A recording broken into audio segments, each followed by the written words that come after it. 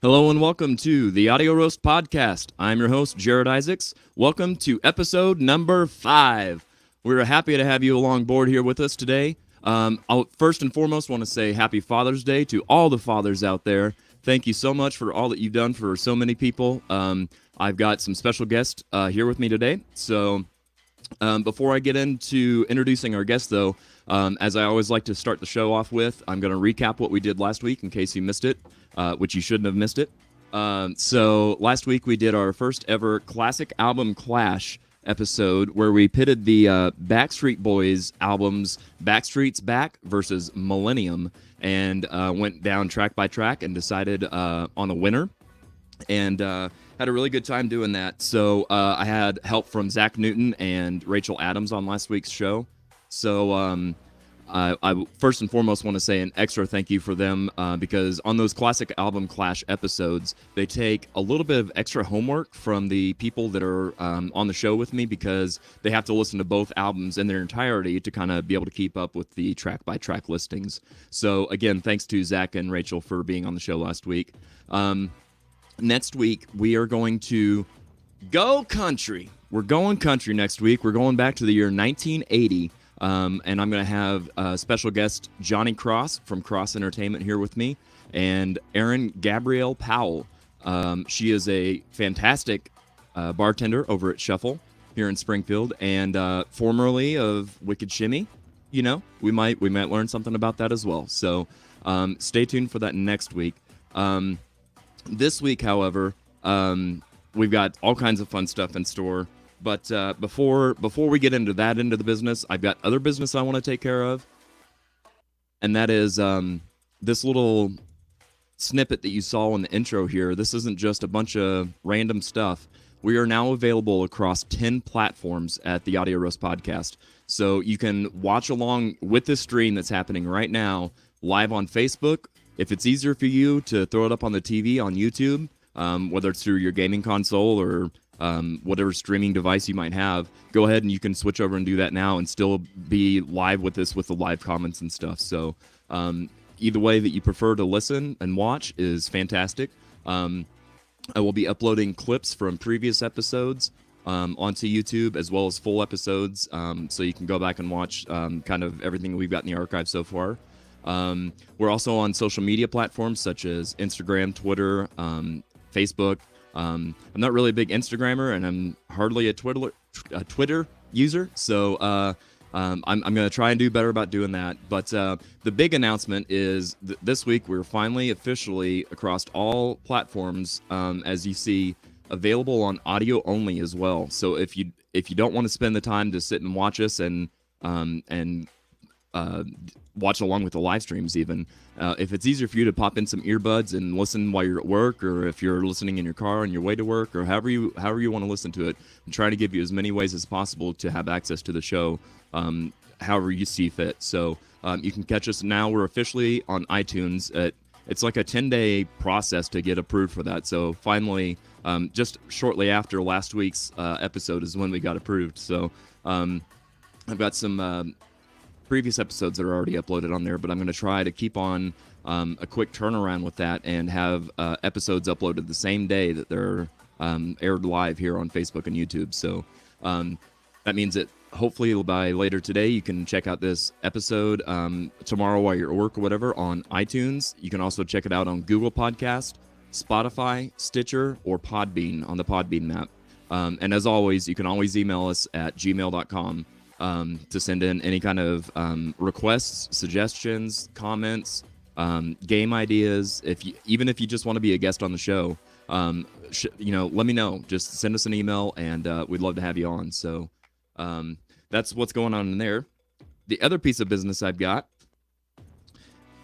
is it's been a roller coaster, has it not? There is so much to say and a lot of opinions going around right now, but the great thing is the opinion that most people have is one and the same. We were like this close to losing a very big staple, a big part of the local music scene here in Springfield. Jimmy made the heartfelt announcement that he was going to have to pull the plug basically on the Outland complex in general. So the ballroom, the Outland downstairs, front of house lounge was all done, like officially it was done, and without really getting into it, because there's so much content there that I think it might be good to save for a bonus episode or something perhaps. So I don't want to get too deep in that, but I just really want to say to all of those of you guys that signed the petition, you know, and even if you didn't, even if you just posted on your Facebook and showed, you know, you took a stance against the what would have been new owners, good for you. I'm glad that you weren't afraid of getting blackballed from the new venue or whatever, and being afraid to get booked for shows, because I think that's exactly the kind of situation that a person should stand up for.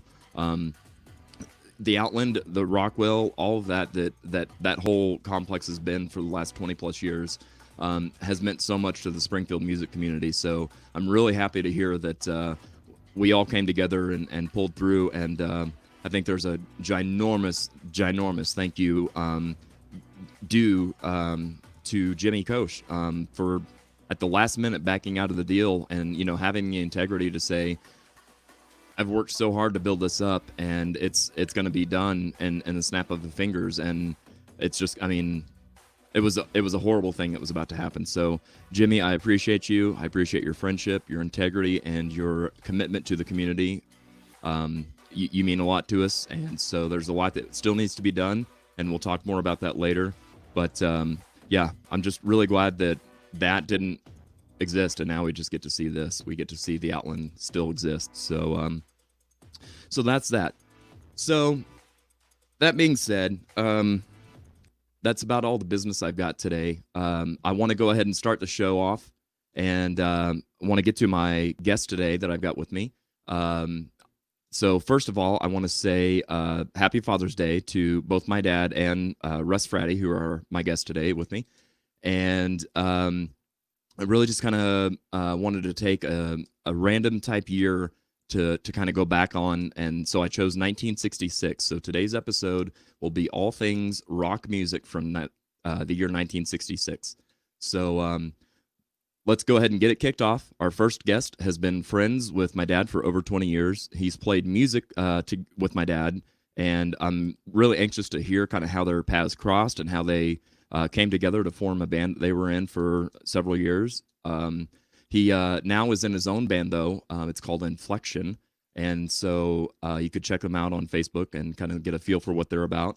They're looking to start taking bookings and whatnot. So give them a quick look, and I think you're going to dig what they're doing. I know I sure do.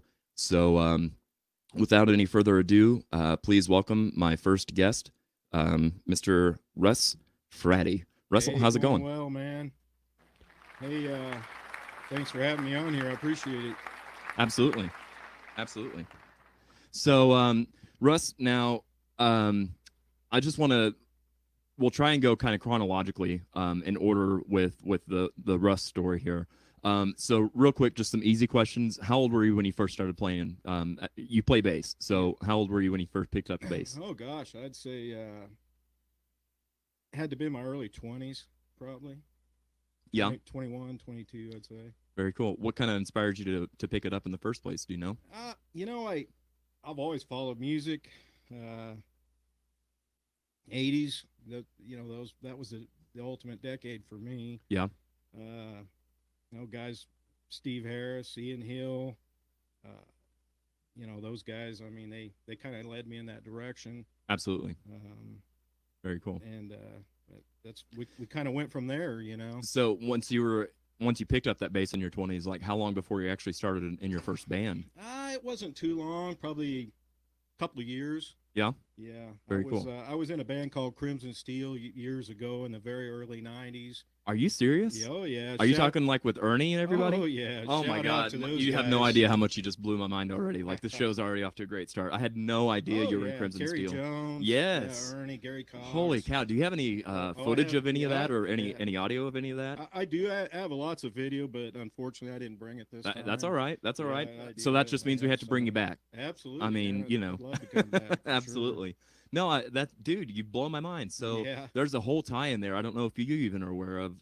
Ernie, who used to own the music store there in Uh-huh. town, that's where I got kind of started in actually taking drum lessons and stuff was through Ernie, Really? and that's what actually got me started in my first actual legit band and stuff was Wow. from working there and taking lessons and stuff. And yeah, no, I know Terry and like the whole crew. I had no idea you Oh were an yeah. alumni of Oh Crimson yeah. Steel. Yeah. Wow. And then I actually met Terry. We worked at one of the factories in town, and that's how I kind of got it interacting with Right. those guys, and that just took off. Wow. It was Yeah. a lot of fun. And man, what a voice he had! I'll Oh never yeah. forget him singing Yeah. like AC/DC and some of that stuff. Like just He even threw in some pretty good Axl Rose, yeah, man. for sure, Yeah, it for was a sure. hoot. Yep. I So enjoyed now, every when you minute were out of there with that. them, were you guys writing originals and stuff too yet? Yeah. Or Oh okay. yeah. Yep. Yeah. Terry. Actually, when I came on board, Terry and Ernie and Gary, they already had some stuff lined out and some good original stuff, and Yeah. we took off with that. And then we were doing several covers from Poison, and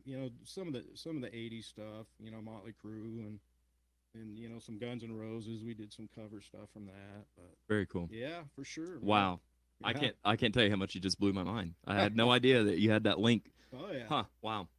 Very cool. So in your first band, like what kind of venues and stuff were you guys playing at around there? We're basically most of the stuff we were doing were it was parties, wedding receptions, the usual Right. first gig thing, Yep. Yep. all that. But yeah, we did quite a bit of that. Very cool. So you're around a lot of friends and family and stuff Oh that yeah. were there to support you and Hmm. stuff. So how long before you Absolutely. started venturing into bars and that kind of stuff and getting into that kind of scene? I actually Was it with Crimson Steel that you did that or not? no, I actually I left them at and kind of was trying to do my own thing, better learn my instrument Sure.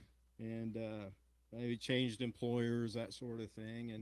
And then actually, I ran into an old friend from school, Jim Shahan, matter of fact, Yeah. and then we started playing together and kind of got into the Southern music. And Ernie came, left Crimson Steel, and he started playing drums for us, and Huh. we were kind of doing the same thing, rolling into the parties. And then we got another guitar player, Yep. Jesse Platt played, and we were doing pretty good. And Yeah. then Ernie, he decided it wasn't for him anymore. I don't know if it was the style of music or what was going on. I know his parents had some health issues, and Right. and Yeah, there's a lot of gaps to fill in there, and I think oh I yeah. might be able to kind of help fill some of that in because that's kind of the time frame where I kind of entered the picture as Hmm. far as when Ernie was out and Dad was in on the Hmm. band and all that, and then it was very shortly after that that I met Ernie, so I kind of have an idea of what was going Hmm. on in his life and stuff at that time. So when we get to the Southern Junction into the Uh-huh. story, we'll venture into that. But yeah, man, that's really cool. I cannot Yeah. believe you were in Crimson Sure Steel. enough, That's really man. cool. Yeah, I got some cool video Y- and some pictures Well, and and I stuff. know that you guys made waves for a long time Yeah. in Ava and in that surrounding area because I mean 10, 20 years later, it's still being talked about and Oh like yeah. it's really cool, man. Very cool. So also with us today, the man of the hour is my own dad, Mr. Darrell Isaacs. Happy Father's Day, amigo. So, Dad, how's it going today? Oh, Doing all right? doing good. Good deal. Glad to have you for sure. So I'm gonna do the same thing with you. Kind of go in chronological order with your story and musical journey.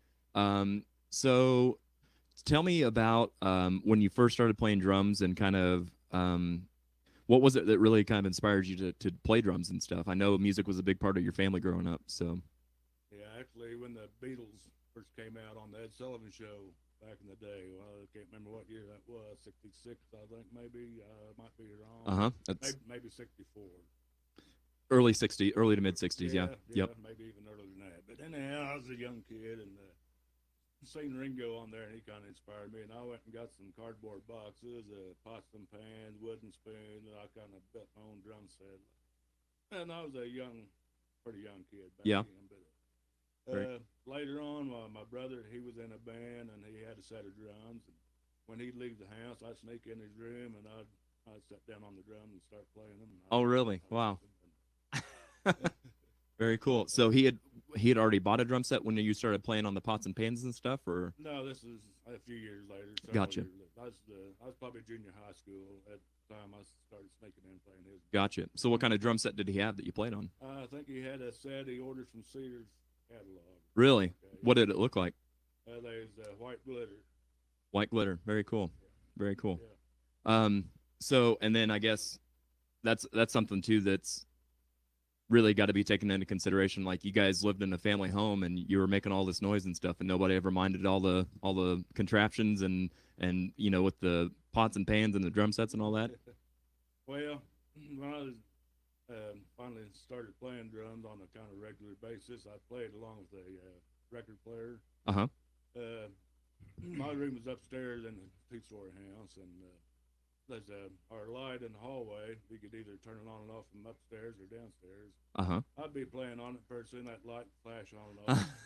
And that meant that you're supposed to listen to whoever somebody's going to holler up at you. Oh. Dad would always say, well, when you get to my part, you can quit. Oh, that's funny. What a great sense of humor. Yeah. That's awesome. I can remember being a kid with Grandpa, and we'd be playing in the other room and stuff, and I'll never forget. I can still hear the sound of his voice saying, "Quiet down with all that racket." Did you ever get any of those? Oh, yeah, yeah. Yeah, neighbor kids come over and play, and wintertime maybe we'd be playing upstairs. Yeah, I heard the same word. Yep. But yeah, we lived 3 or 4 blocks from the schoolhouse there, and I know that, like they'd be playing ball, have a ball game down there, and I'd be on my drums, and they told me they could hear me playing drums like 4 blocks away or whatever. Yeah. Which is saying something, because I know how you play, and you don't beat the crap out of them. So Yeah. that's just the nature of drums. They're loud. So Yeah. that's cool. So you started playing drums. Your brother played drums. Was Johnny ever in a band? Your brother? Yeah. They had a pretty good band back then. They played around the area. We grew up in north central Missouri. Uh-huh. Up around the Chillicothe, Missouri area. But they played in Nebraska and Iowa, and I don't know where all. Really? They played, but yeah, they traveled around a little bit.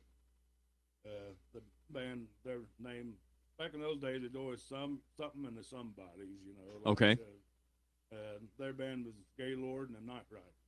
Gaylord and the Night Riders. Very cool. And actually, I brought one of the shirts. They had a reunion.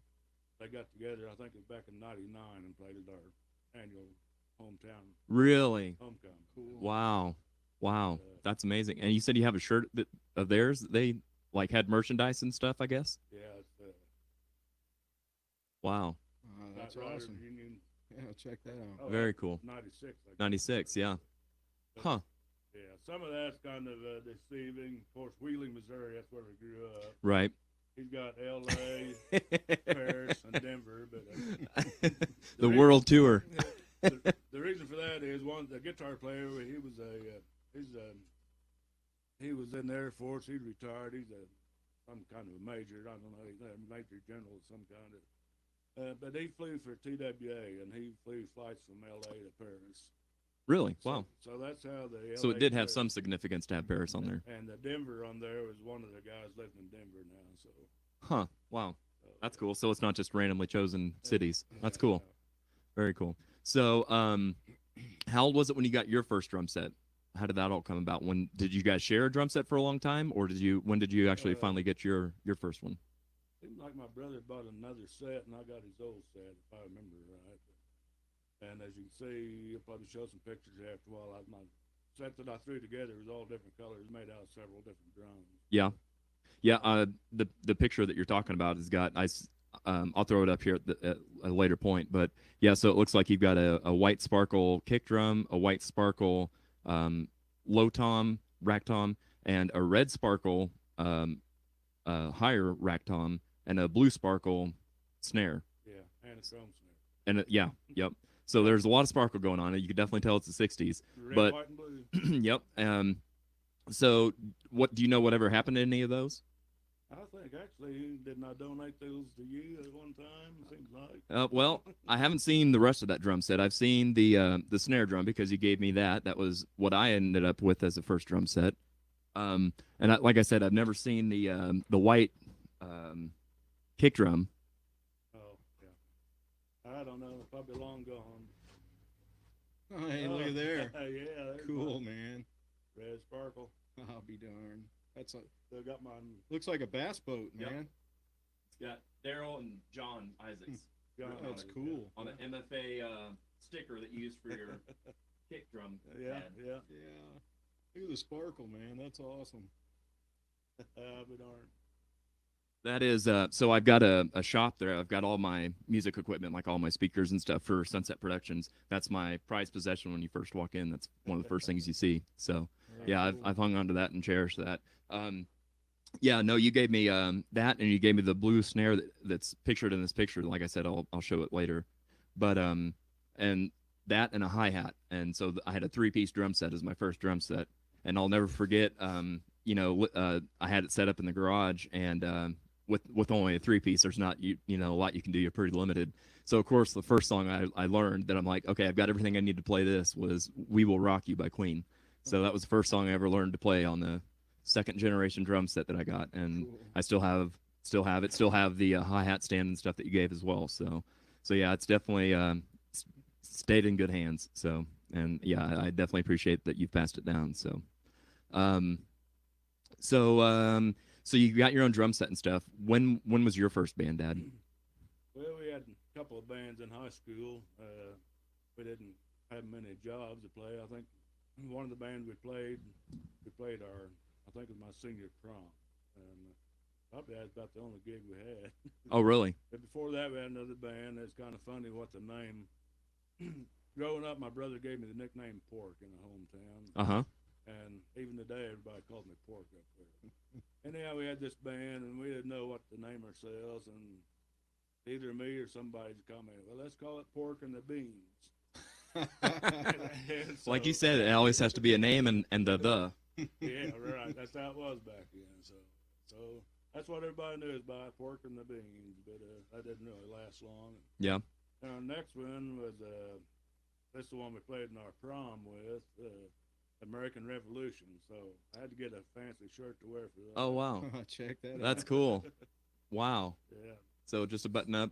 still got it. Wow. Yeah. That's amazing. That is cool. Huh. Now, did everybody have matching shirts, or were they all similar? Or No, I stood out in the crowd. yeah, well, that's the way to do it. I mean, if you're stuck behind a drum set, you got to stand out somehow, right? Yeah, I think I wore that and white pants, probably some white shoes. And Yeah. I actually had a flag tie I wore with it too. Huh. So, did you enjoy playing for your own prom, or were you kind of bummed that you missed out on the dancing and all the kind of the other aspect of Yeah. the prom? Well, of course, the only part I missed out on actually was the dancing. But yeah, no, I didn't. Back then, I was excited to play. Yeah. So, yeah, it's Yep. fun to play. For sure. I'll never forget being that age, early teenager and stuff, and getting around with your buddies and stuff, and making music happen together. There's something special about that. Yeah, my first paying job probably was when I was in college. There's a bar up there called the Zodiac, and there's in the disco days. I was in college from '71 to '75, Uh huh. and in '74, well, I was working at a Mattingly store. Mattingly's kind of like a small miniature Walmart, a five and dime store. Okay. And just around the corner there was a Zodiac bar, which is the hot spot for the college kids. And there's a disco bar, that, just like you see on Saturday Night Fever or whatever show. Right. Yep. Had the lighted dance floors and the Really. lighted backdrop on the stage. And me and my manager from Mattingly's, we'd stop in there after work once in a while and have a beer. And they had a sign up as needing a drummer. Like for a house band or for? No, I was gonna say the way this is set up, it had a DJ up there and a drummer, Okay. and drummer just played along with the music. Huh. And it actually made it sound like a live band. It's hard to believe that. So you would play along to whatever the DJ was playing. Right? Yeah. Wow. Yeah, and so my assistant manager there from Mattingly said, "You ought to apply for that." And I said, "I'm probably not good enough for that." But you'd been practicing with records at home already. Oh, that's how I grew up. That's how I learned how to play. But, Yeah. But, so anyhow, I decided I'd play, and I went in there or audition, and they asked me to pick a song, whatever I wanted to play. So I picked one that was on the radio at the time, and I never had played it before, but I really liked the song. It was Billy Preston, "Nothing from Nothing, Leave Nothing." Really? So Wow. that's what I auditioned with, and I got the job. So Yeah. like I say, Was this like, did you audition like before the bar opened kind of thing, or were there people there when you Yeah, auditioned? Yeah, it was during the day. Oh, okay, yeah. And so yeah, I got the job, and real good paying job. Paid $1.25 an hour, and all I could drink. Wow.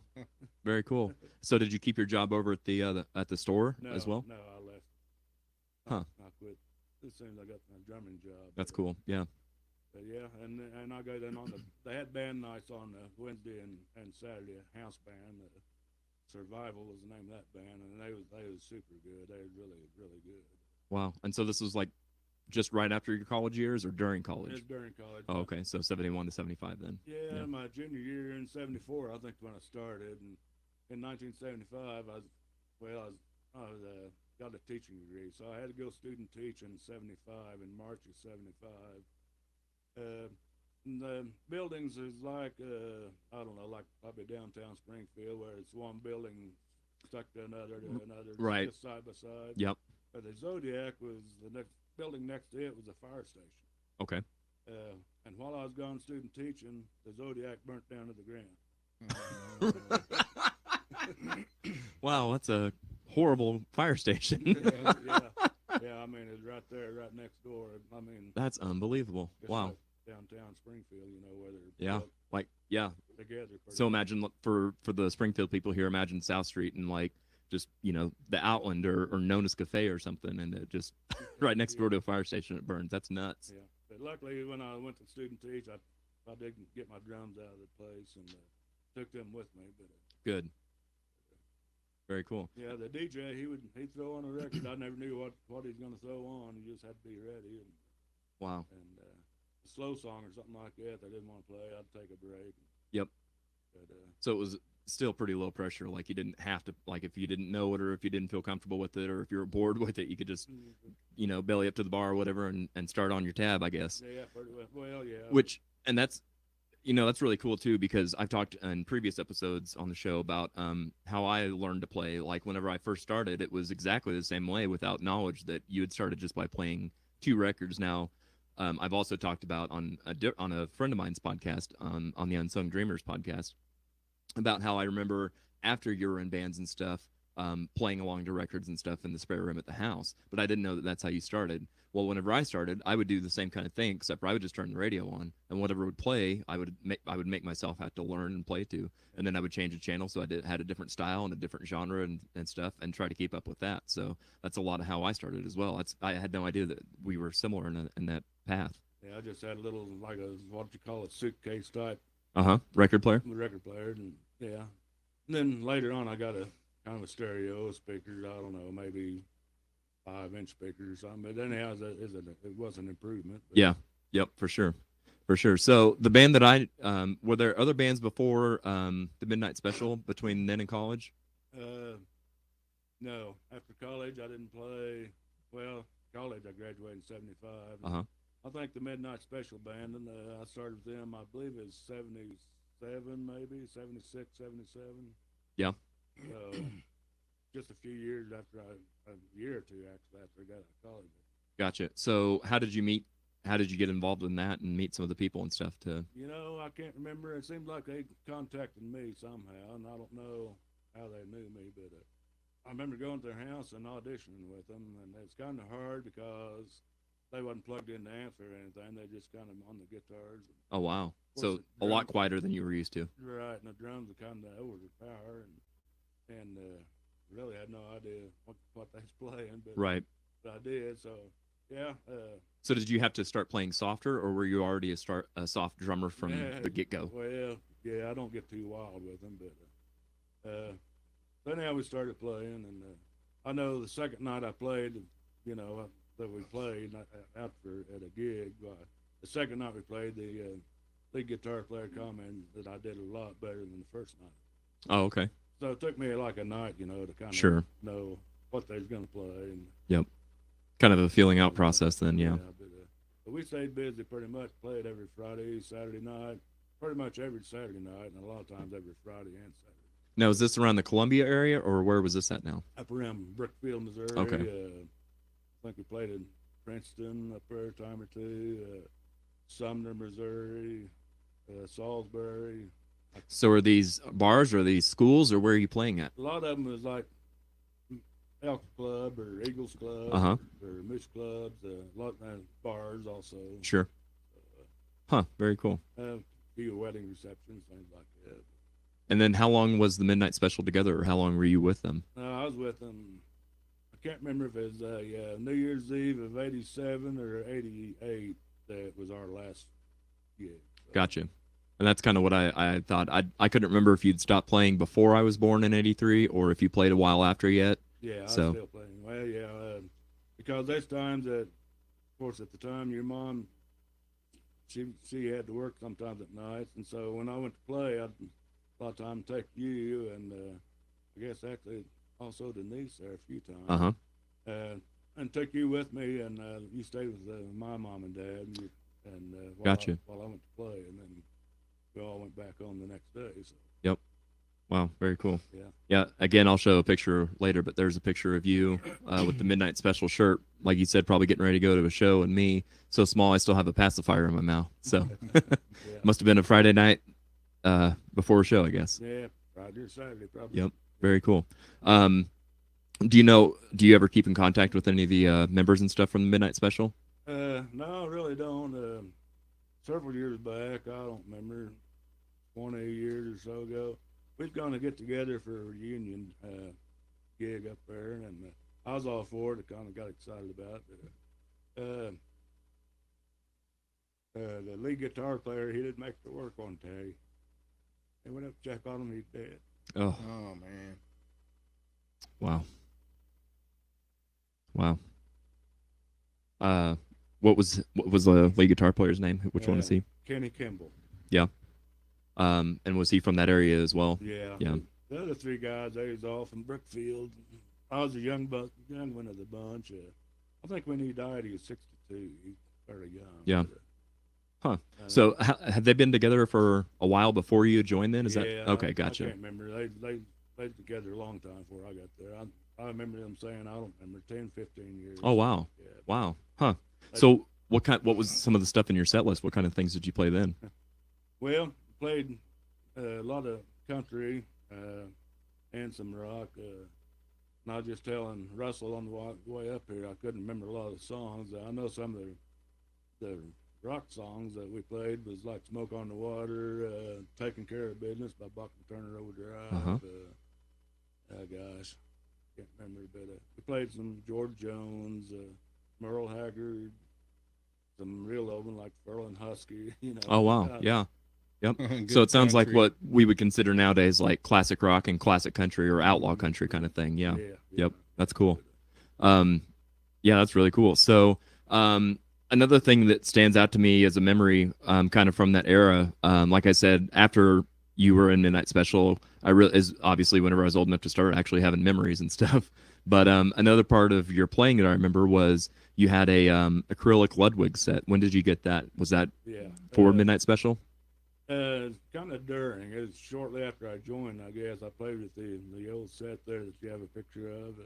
Right. I know. I remember I started out with those, but shortly after I bought the Ludwig, their clear Vestalite plastic drums. Bought them in 1977. The drums themselves are a 1975 model, so they was 2 years old when I bought them. I gave $500 for them. Oh wow. The lights looked really cool through them too. Yeah, man. yeah, for sure, for sure.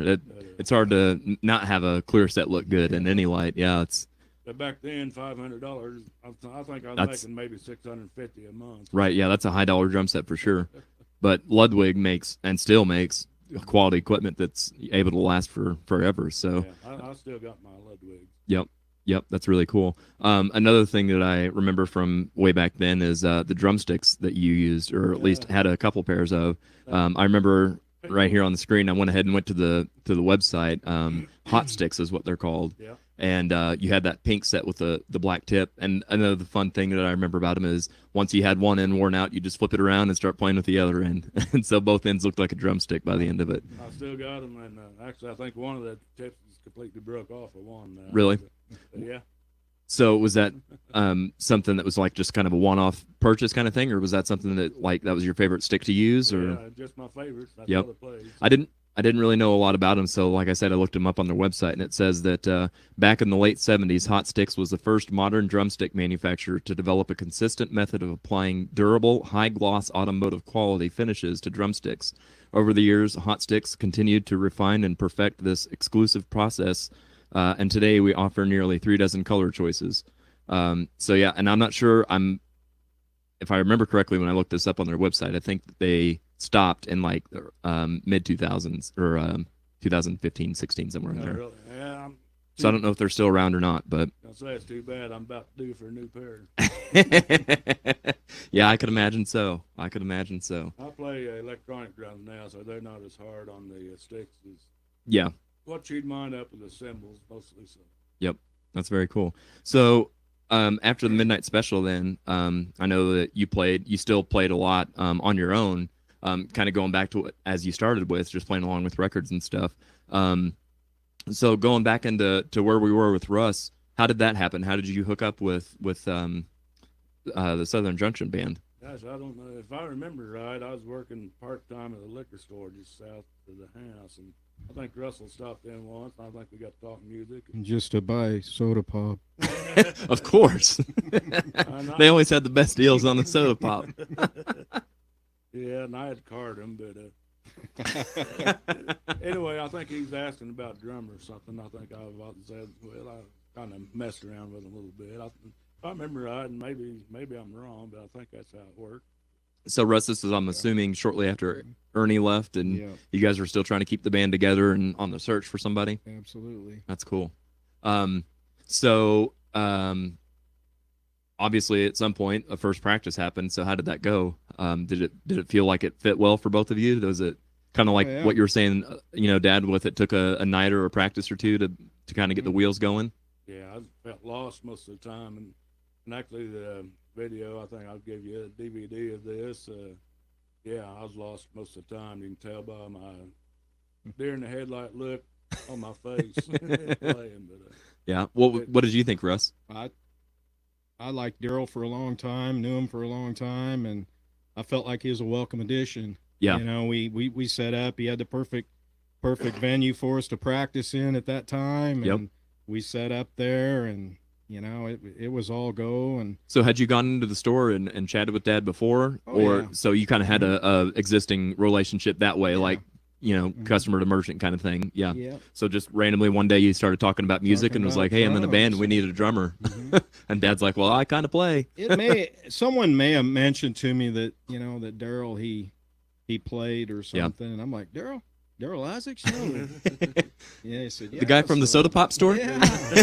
We stopped in there, and it just kind of took off and went from there, and set up in his building, and Yep. had a first practice, and just kind of went from there. Very cool. It was very good. It was a good time. So some of the band members you've already mentioned, but I remember Jim played guitar and sang lead, and you said that he had joined shortly after Crimson Steel. Is that right? Yeah, we Was got, he in Crimson Steel or no? No, Okay. no. Actually, I went to school with Jim. We went to the same high school from California, and I just ran into him. I didn't even know he was out here. Really? Yeah, and it was kind of interesting. Huh. Actually, his brother-in-law, he was out here first, but long story short, ended up moving him to Hartville, and got to know him again, and he played guitar, and that's how I kind of got in with Jim, and of course we had Ernie, and I knew Ernie from the Crimson Steel days. Yep. And What about Jesse? How did Jesse, the other guitar Jesse player? come about from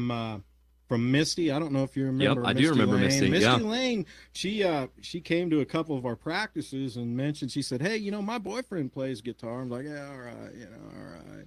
So one day she brought him, and I was like, "All right, So I went outside in my building that we had set up, my studio, and we took off. Ernie and I and Jesse. Jim couldn't be there for some reason that day. I don't know, whatever. That doesn't matter right now, but.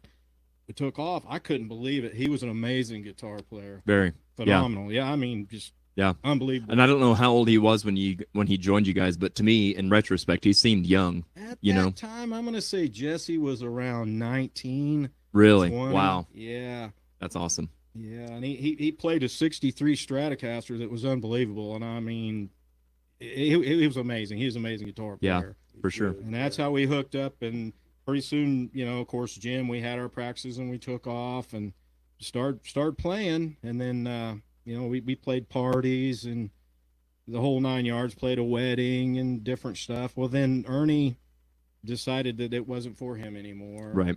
And that's when we come out and we got Darrell, and we just kept right on trucking and took off and started doing the parties. We did another wedding and receptions, and yeah, Wow. it was a great time. Very cool. So while Ernie's still in the picture and as he's leaving, I don't know exactly what year that would have been. I'm trying to do my math real quick. I'm going to say 96, 97, maybe 98. Okay. Somewhere in there. Gotcha. Because it was around 90, 99, 2000, I believe, that I first met Ernie. And that was because he had his own music store there in town. And so I lived catty corner from the block that he was at. And so I would be that pesky kid that was in there all the time asking questions and stuff. And, just kind of fascinated by it because I grew up with, dad being a musician. And so there was kind of that bond there. Yeah. And so I talked a lot of music stuff with Ernie and whatnot, and was able to learn that like his favorite band was Motley Crue. So I can already hear that kind of doesn't necessarily match up with Southern Junction. So that could be a big reason. I know he also has a very religious family and stuff, so I can see maybe that kind of came into play at some point too. But also the obvious, he had a music store and he also had a photography studio. So I think in creating two businesses and at the same time and whatnot, that probably just got to be a lot on his plate. Again, I know that there's a few years between that, but I'm sure the idea was going and he was getting stuff lined up. The Southern thing, it come along with Jim. Did it? Jim kind of brought that into the picture. I was my creativity was trying to move around and do some different stuff, and Jim brought the Southern thing and the 70s hard country, the Waylon, the Hank Jr. and all that stuff, and that's how that come about. The Skinner, the 38 special we were playing, all that. Darrell might be able to help me out on some of these dates. I'm not sure, but I'm relatively close on it. Yeah. Yep. Very cool. Yeah, I think the DVD that I think it's dated like March 25th of 2000. I think. Yeah. It was our first. Okay. First practice. Okay. Well, I was way off then. Yeah, I was thinking that was probably. I still had hair then. That's why you wear a hat. Yeah, that's right. Exactly. That's right. I had my hat on. Oh, good stuff. So, I remember, like you said too, Russ, you guys playing parties and stuff. I remember going over to Jay's and playing over there a lot, and just even like I'm assuming there were just practices that you guys had at like Dad's garage or at your place. And to me, that was like a show. Seeing a full band live. Right. That was the first time I ever actually saw a band in person, like that close, kind of thing. So that was my first exposure to that. So I fell in love with you guys immediately, and then just the kind of music you guys were playing really jived with what I was digging at that time. So yeah, it was a lot of fun. A lot of fun. Besides parties and stuff, did you guys ever get out and play like bars or Eagles lodges or anything like that? Or no, I did that later on. I went that route, but at the time we were doing the Junction thing, it was just mainly parties. And then Jim got into where he had his work and his employment, and that kind of restricted some stuff that we were able to do too. Gotcha. Yeah. Yep.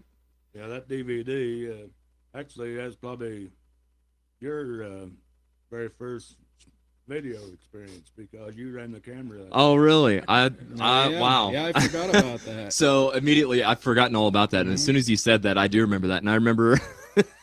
Turning the camera upside down and a lot of zooms and a lot of oh my god, yeah. Ooh, I think boy, I've come a long way. son's in there. My son's in there, and he's I don't know, a couple of years old, barely walking. Yeah, and he's I can like remember 22, almost 23. Yep, I remember both of your kids being little kids. Oh, yeah.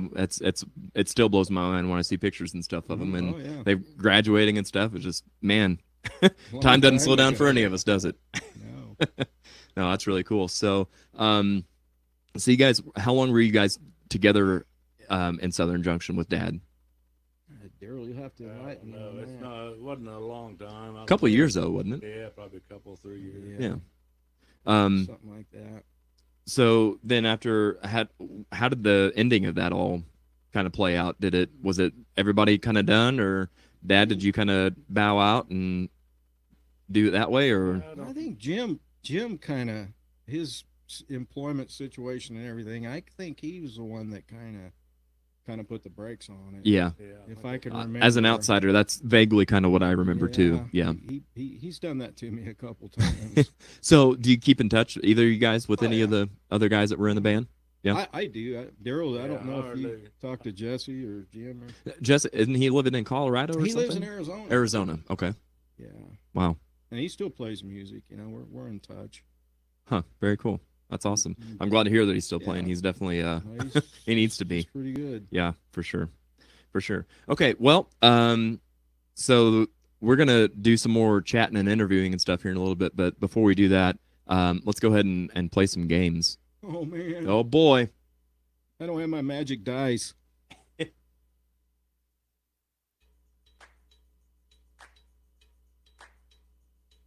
Are you interested in being a guest?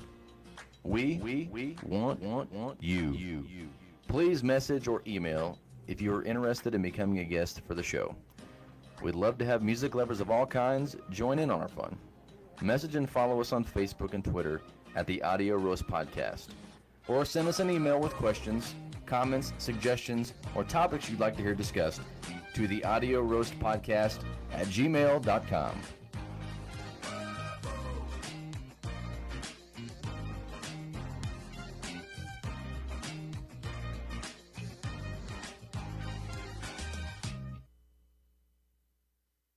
Okay, so before we play our first game here, Dad, you brought a DVD with you of you and Russ playing together in Southern Junction.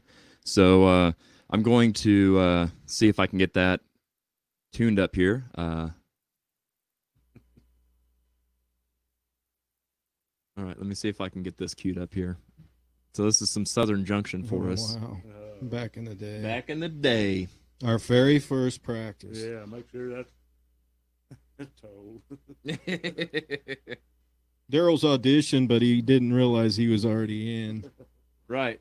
Well, he was in because he had to hook up at the soda shop. Exactly, the soda pop shop. He could have showed up with a Yep, tambourine and he he would was have still the been king. in. Oh, funny stuff. All right, let's see if this will play for us here. Looks like it's going. There we go.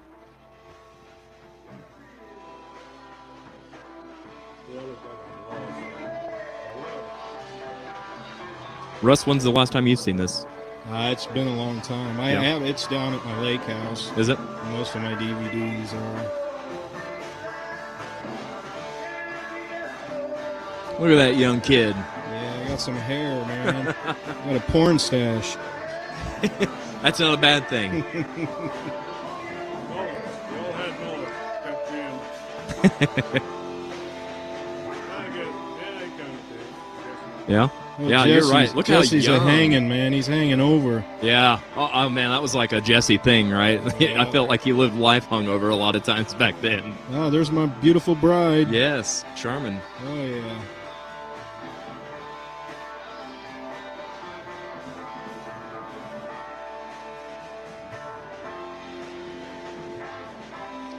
Yeah, that was back in the day, man.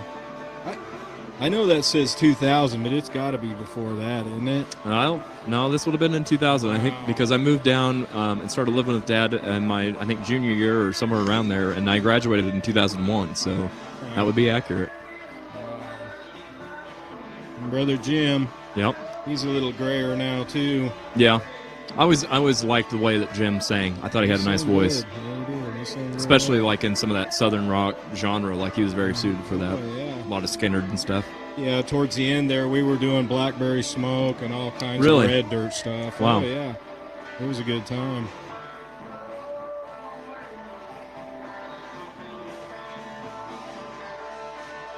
Yeah, that's pretty good. Wow. Been a long time ago. Right. First time we played with him.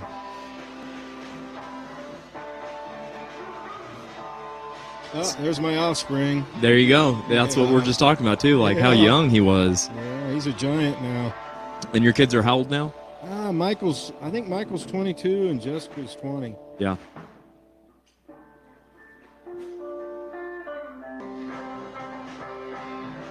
You're filming. Yeah. You know that? I mean, I guess I was doing some cuts back then. Yeah. I do remember, I don't know if it was just me playing around with the camera or if I was getting bored as a teenager or what, but I do remember at some point this is like Zoom City. So, yeah. Tom Hembry, if you're watching, don't judge me on my video skills on this one.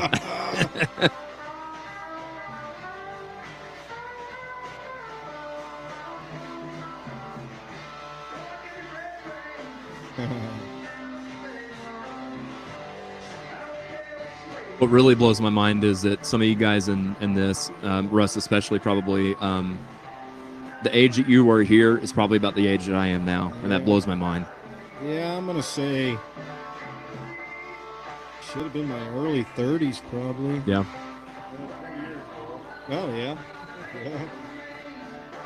Yeah, really? Yeah, really, yeah. I'd have been 46. Yeah, I'd have been 33. Yeah. Ah, look at Darrell, man. Yeah, looking He's young a as all mullet get king, out. got a porn stash.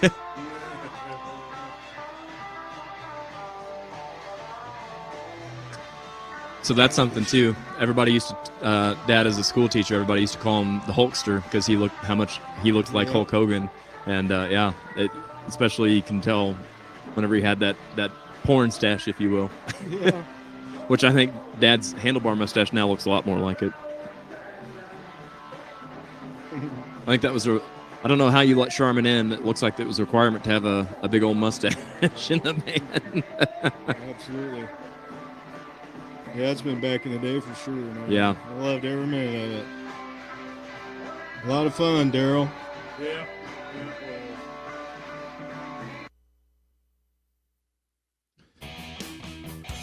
So let's get together and help out the Outland Complex. Go to GoFundMe.com, and then in the upper left-hand corner, search for the Outland Ballroom, and help donate if you can. Be sure to share and help spread the word.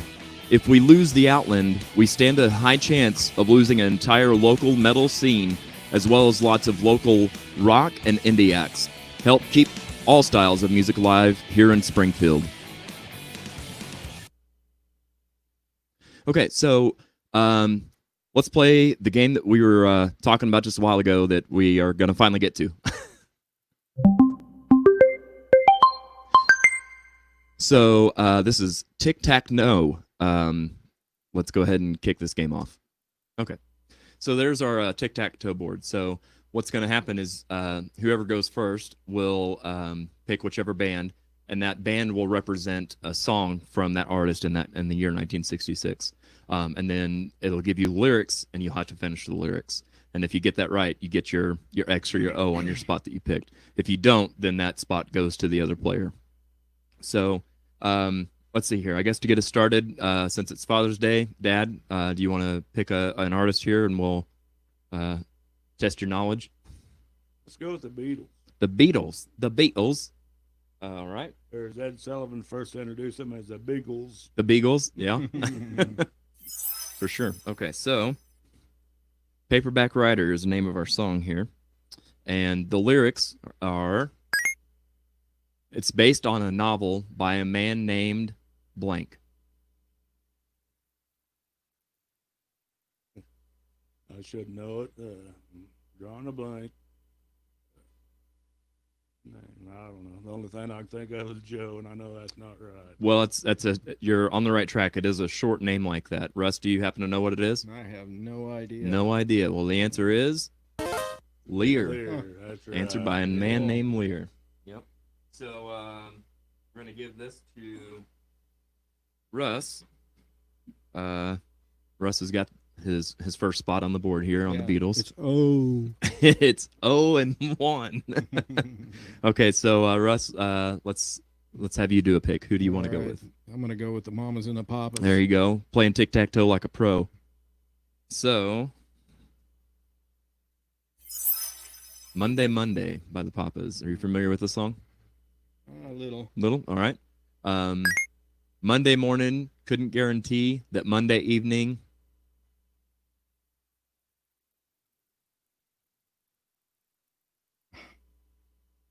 I can't believe I don't know the rest of that. Well, I felt on mine. Yeah. Some of these are harder than others. Some of these are going to be yeah. really easy. Can we say the Wrecking Crew did the all the tracks for them. Right. Yeah, that's an entire podcast. I'm glad to hear that you're well aware of the Wrecking Crew, Minnesota Wrecking Crew. Uh, so any guesses? Monday morning, couldn't guarantee that Monday evening. I can't. No? I can't think of it. Okay. I should know I'm gonna get in trouble when I get. Oh boy. Oh, is Charmin a big Oh yeah. yeah, she's big into the mamas and the papas. Yeah. All right. Dad, do you have a guess?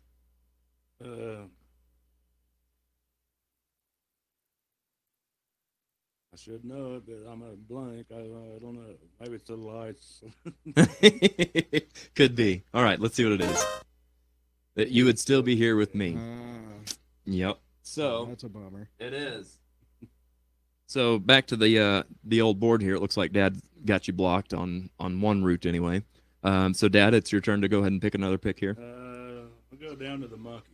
The Monkeys. All right, good pick. Mm.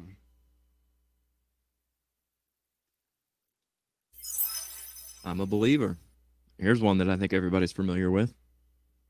So the lyric is, "When I needed sunshine, I got rain.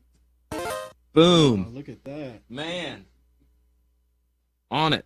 And he's Didn't really know it. It just kind of made sense. all right. Yeah. Mm. So it looks like Dad's got a path here that he's creating. So Russ, what's your move going to be? You going to block him and keep your line These boots going? are made for walking, man. Oh, is that what you think it's going to be? Yeah. All right. Let's fancy. see here. See what she was doing in '66. Yeah. Boom. Ooh, look at that. Wouldn't you know it? Yeah. It's like she only had one big hit. Yeah. I think Russell sings that song on his way to work every morning. Yeah. Oh, absolutely. He told me that he requested it on the Work car ride up. boots. Yeah, work boots. Yeah, work boots. All right, so let's see what she's saying here. She says, "You've been messing."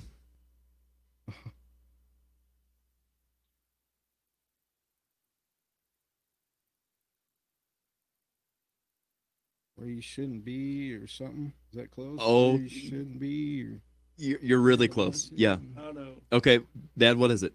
Where you shouldn't be messing. There you go. Oh, There you man, go. close. Man, I don't know who to give that to because Russ had most of it, but Dad did get all of it. Oh. Oh man. I think I'm gonna have to give that one to Russ just because he did get the majority of it. But Hey, it's Father's Day. yeah. Well, you're making big moves on the board here, Dad. We gotta help Russ out where we can. Yeah, but I needed that center square though. Yeah. Yeah. Back to that Wrecking Crew thing. They did all the music for all these bands, didn't they? A lot of them. Yeah. Yeah. They did a lot of I That's think what I Motown thought. work and stuff too. Yeah. Yeah. Yeah, because I think the Monkeys. I don't even know if any. of I them think the actually- Wrecking Crew did I stuff for don't the believe- Monkeys I don't too. think they actually even played anything. I don't think. Yeah. I don't think so either, Dad. I'm not sure that they did. But, the Monkeys, they sold more records than Elvis and the Beatles combined. Isn't that Oh, nuts? that's an interesting. Wow. That's interesting. Huh. Wow, that's crazy. That's pretty mind blowing. Hated Is that to get off our records in track. general or records in the U.S.? I don't know. I just heard something like that on the Huh. TV. The other Wow. day, but Well, we'll have to look into that it's because hard, that's hard to believe. But for sure. For sure. Yeah, those kind of stats are always interesting to hear. Well, he's blocked your middle spot here, Dad. So where do you want to go? Do you want to try somewhere on the bottom or the right side here? let's go with the Beach Boys. Hey, so funny story about the Beach Boys. Whenever Dad gave me that set, like I told you, it was a small little 3-piece set is what it actually started out as, hi-hat, snare, and kick. And once I mastered We Will Rock You, which took all like 10 minutes, the next band that I went to was the Beach Boys because it reminded me a lot of what Dad used to play and stuff. I remember Dad playing Wipeout and that kind of thing. So that's kind of what I got my start was with learning the Beach Boys. So let's see what they were doing in '66. Barbara Ann. That's what they were doing. Yeah. That's not spelled right, but You've Got Me Rockin' and a Rollin'. Rockin' and a Reelin' Barbara. Yeah. Boom. Good call. Man. Yeah, that was a Wilson brother that was a drummer. He drowned or something, didn't he? I believe he Yeah, did. Dennis Wilson. Dennis Wilson, he yeah, drowned, yeah. Actually. And I never can remember the relationship with Brian Wilson and Hart. Is that a niece? What was the brother's name that drowned? Dennis. Dennis, yeah, I Dennis. believe that Dennis would have been Ann and Nancy Wilson's dad, because I Really? think Brian Wilson from the Beach Boys was the uncle to the Hart girls. Yeah. Did not know that. And then the country artist Gretchen Wilson is a niece or something to them. Huh. So it's like a 3-generation. Sure is. That's Yeah, amazing. it's pretty wild. So I get bonus points for knowing Dennis Wilson's name. You know what? You make a good argument. That's for Yeah. sure. Okay, so now we're back on the board here. Russ, what do you think? Where are you gonna go? Oh man, I was only the association, I guess. Okay. Oh boy. Let's see what we've got with the association. Yeah. Easy for me to say. And then along comes Mary. After Barbara Ann, along comes Mary. Yeah. Wow. When we met, I was sure out to lunch. Now my empty cup. Wow. It's full to the touch or something. I don't know, man. Okay. I'm lost there. Well, we're learning why you play bass. Yeah. For sure. Um, Come on, Darrell Isaacs. You yep. know this. Let's see if Dad knows it. Not ringing a bell offhand. Let's see.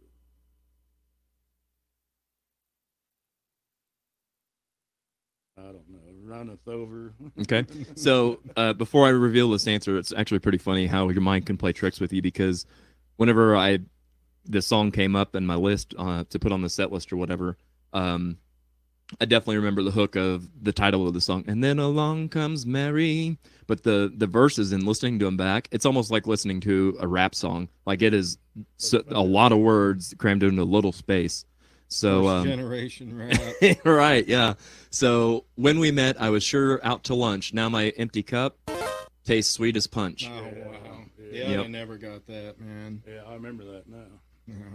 So it looks like because of that, Dad has stolen your spot, and because of that, Man. we've got a winner. All right. Winner, chicken dinner. Yeah. Now, That hurts me in the guts and livers. oh well, I tell you what. Since it's Father's Day, I'm going to give you a chance to redeem yourself too, Oh, Russ. no. Here's what we'll do. We've got 3 spots left on the board. We'll go ahead and finish them out, just so that for the perfectionists and completionists that are watching along Yeah. knows that this is an actual that there's stuff behind there. Right. So which band do you want to go with? We're gonna go with the Trogs, man. Okay. Wild thing. Yeah. Oh, is that what it's going to be? Yeah. All right. That's the only song I had. I totally agree. You make my heart sing. Wild Thing, I Think I Love You. I know that one. Yeah. Okay. Let's see if Russ knows it. I want to know for sure. Pretty close. That's it. But Yeah. I want to know for sure. Yeah. I didn't even think he was born yet. I wasn't, man. Mom and Dad was still dating. He wasn't born yet, probably. let alone born to be wild. All right, so that takes care of the Trogs for us. Yeah. Dad, do you want to do the Rascals or Loving Spoonful? Live on the edge, man. Go the Rascals. I have a toss up on that one. Okay, we'll go the Rascals. All right. That's a little rascal. I know alfalfa. But do you know Good Lovin'? All right, so this one is, are you familiar with the song? Yeah. Good Love. Again, that's a. I said, Doctor, Can you tell me Mr. MD, can you tell me? what's ailing me? Hey! Yeah. All right, so it looks like, Russ, you're stuck with the Loving Spoonful, whether you like it Yeah. or not. I'm just not doing very good. That's all right. Summer in the City. Now, this is a pretty popular song. Let's Yeah. see here. Now, here's a real test. We featured this song already on the show in our kickoff to summer series from, I think, episode 1 or 2. So we're going to test to see if you know the song and if you've been watching the show. So, Hot Town, Summer in the City. Back of my neck's getting dirt and gritty. Oh, Dirt man. and- yeah. Dirty and Gritty. Yeah. Okay, yeah. Again, close enough, I would give it to you. So, yep. So that is indeed Tic Tac No. All right. So, that was cool. yeah, for sure. Lots of fun games, little segments and whatnot to be done here. So, I won in case anybody. Yeah, forgot. yeah. Right. Oh, yeah. Yes, of course. Of Yeah. course. So, since you're the winner, I'll go ahead and start with you on this. Something else that I want to make sure that we cover on this is you talked about growing up back in when you're living with your parents and stuff, and you've talked about sneaking into your brother's room and playing on his drum set and that kind of stuff. But there's another musician in the family. Do you want to talk about who that was and kind of the story with that? I guess you're talking about my mom. That would be correct. Wow. Yeah. Yep. Yeah, they had a band, Barney's Kitchen Band, Okay. and all their instruments was made with kitchen utensils.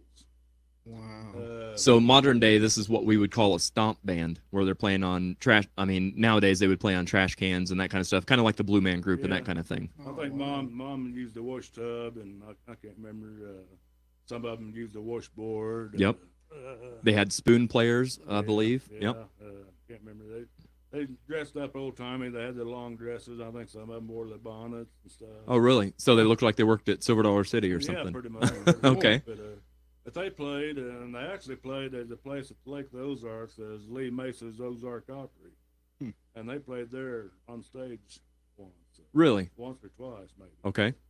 So they kind of hit the big time there. That's really cool. Yeah. Because Lee Mace's it's like a show in Branson, or something like Okay. that. Uh-huh. But back in the day, that's one of the few shows I had in Lake of the Ozark area. So. Wow. So something that's really interesting for me, I grew up knowing that Dad played in bands and stuff when I was a little kid and before I was born, and it wasn't until like I was a teenager and like I already showed that Uncle Johnny, your brother, his name was on the drum set also, so I never really even still hadn't put together that both of you guys played. And I knew that Grandma had played drums and stuff, but for whatever reason, the whole time I was growing up, I just imagined that what you guys meant by that was like in school, like she was in a band or a marching band or something like that.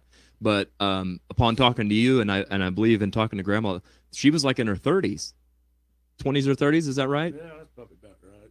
Yeah. So that blows my mind. So this is, had she had kids and stuff? Were you guys born yet before? Oh yeah. Because I remember watching them play at the at our annual Wheeling, Missouri homecoming. Really? So, yeah. Wow, Yeah. that's so, awesome.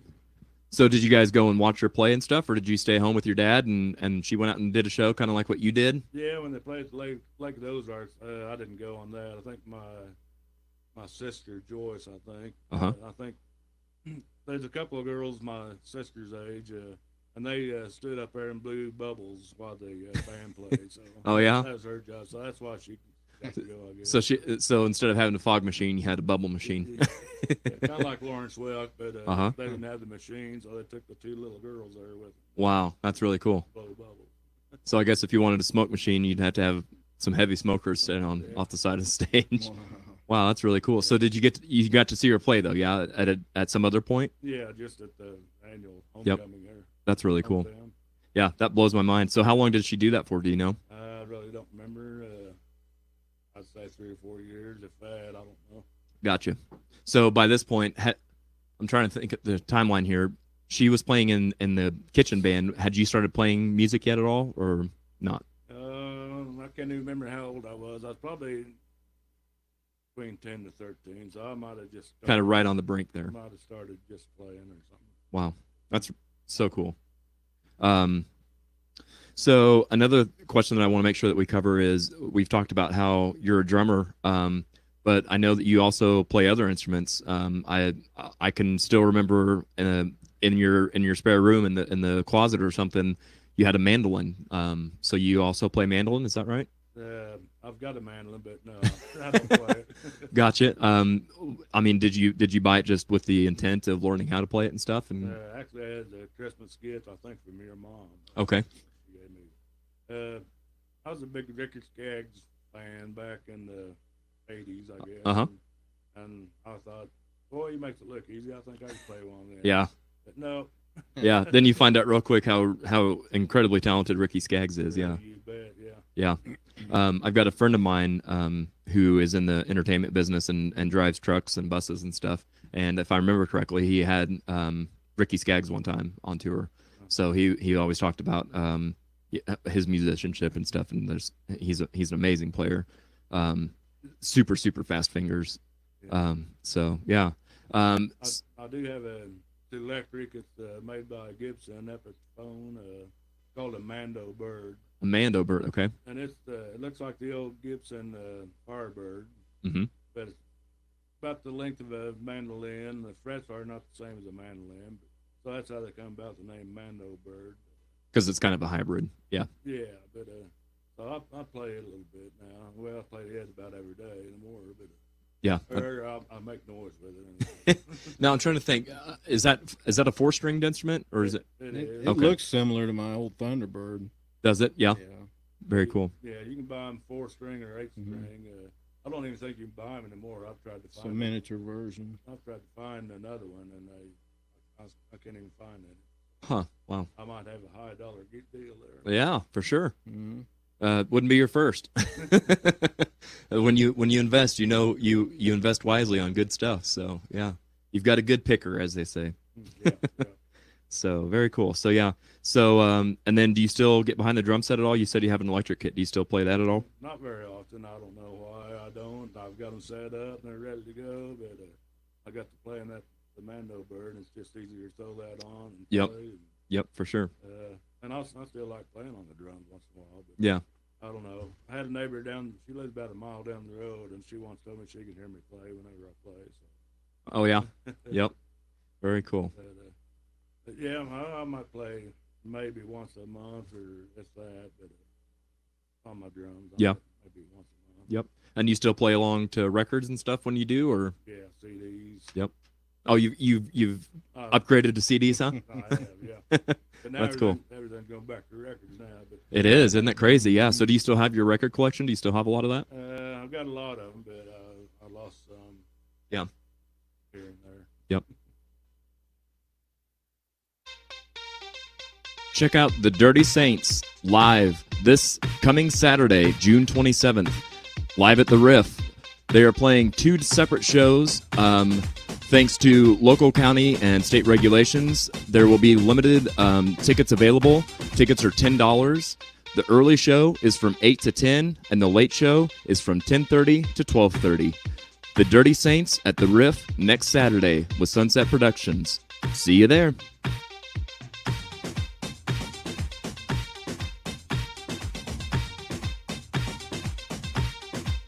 So let's go ahead and play another game. I had fun on the last one, so we'll do another one. This one is it's not really a game so much, but it's a really popular segment. Like I've said many times before on the show, this is actually the synopsis of what the show was going to be entirely. It was going to be called this, but instead I incorporated it as a segment. So this is called Covering Covers, and we're going to be listening to little like minute and a half segments of people play songs from 1966 and kind of their spin on it. So some of these, as always, are going to be really good, and some of these are going to be really awful. So we'll talk about as they're happening, like what it is that makes them good if they're good, and if they're awful, why are they awful? So this is going to be kind of like it's random. So you'll have to there'll be a randomizer basically, and you'll have to tell me when to stop, and then that'll cue the video up. So let's do some covering covers.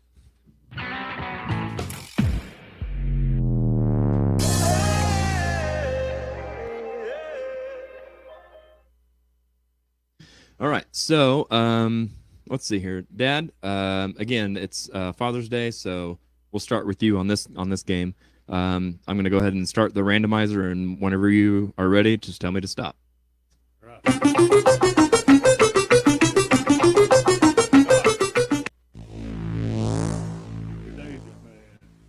Secret Agent Man by Johnny Rivers, as done by Old Chevy. Okay, so let me go through my Rolodex here. I always try to have some information about this before I play it. Secret Agent Man by Old Chevy. This was uploaded September 22nd of 2014. This video has 10,000 views and 2,000 subscribers. There's not really a lot of information about him, except for this was apparently recorded at a pub in New York. So let's check out Old Chevy doing Secret Agent Man.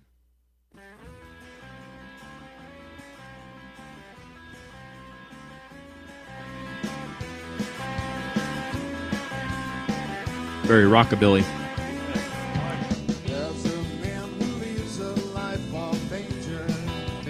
Remind me a lot of the Stray Cats.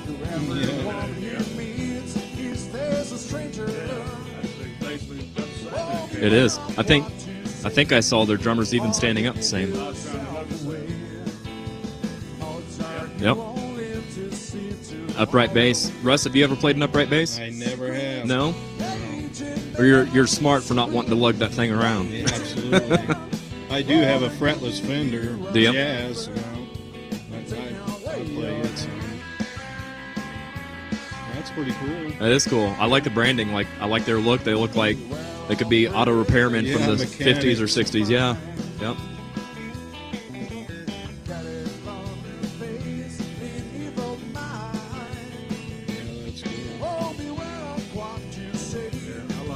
Good crowd too. Looks like they're enjoying it.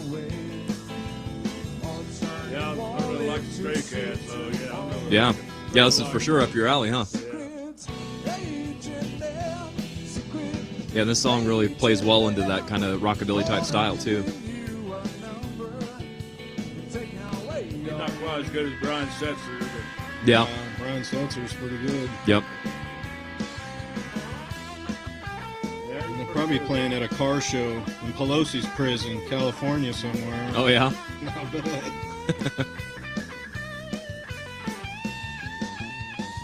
Wow, those are some runs on that bass. Did you hear that? Man. Yeah.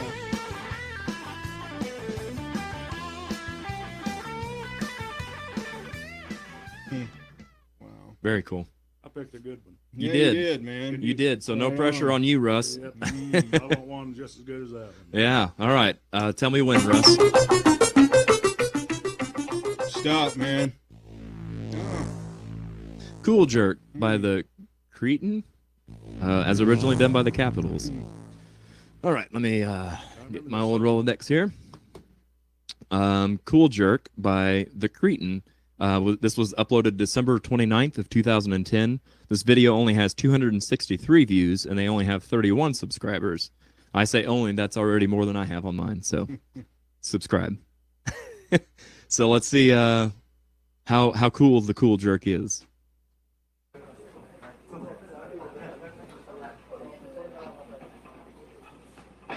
Three-piece.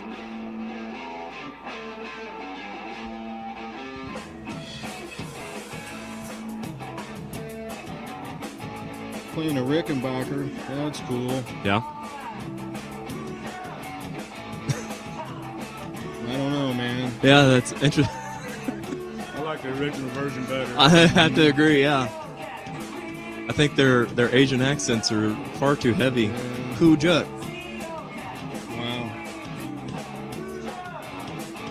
What is the drummer's not even on time, especially on that kick drum. Boy, Russell, you picked up. Yeah, no doubt. Next. Hey. Oh, here's a big part. Wow. Okay, I've had enough. Wow, man. That was out there. Wow. Good pick, Russ. Yeah, thanks. I'm going to hear this all the way home now. Oh, Good yeah. pick. Cool Jerk. Oh, can we stop at Walmart and buy their CD? No, Yeah. probably not. I would hope that they don't carry that. All right, Dad, let's throw back to you. Tell me when.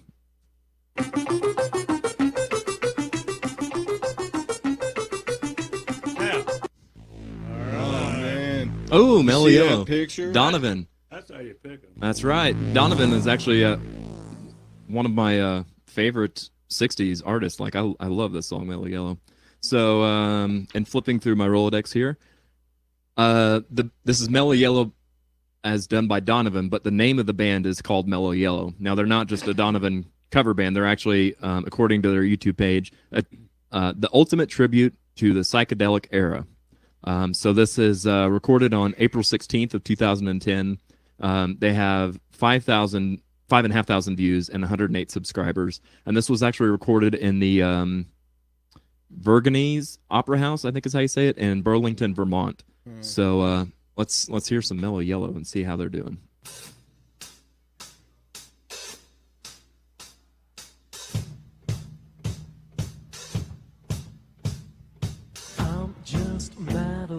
That felt like original. Yeah, very good. He's even got the backup dancers, the Go-Go Girls. I see some Sam the Sham or something influence there.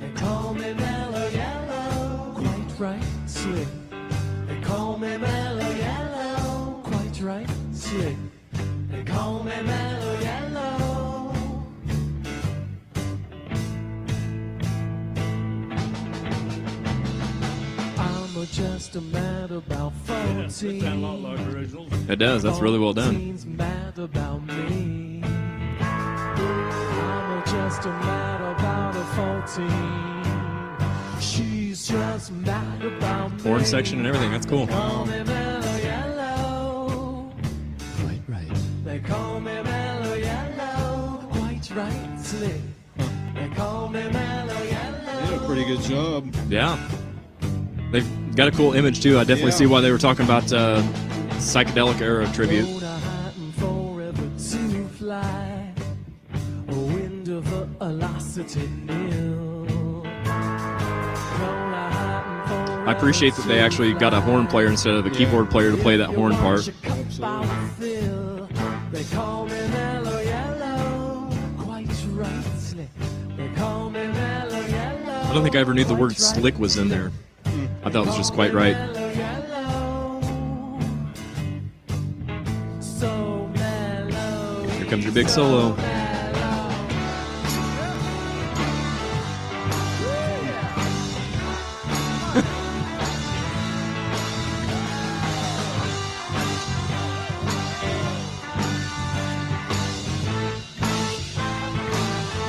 Pretty tight. That sounds like they'd be a really fun band to see live. Yeah.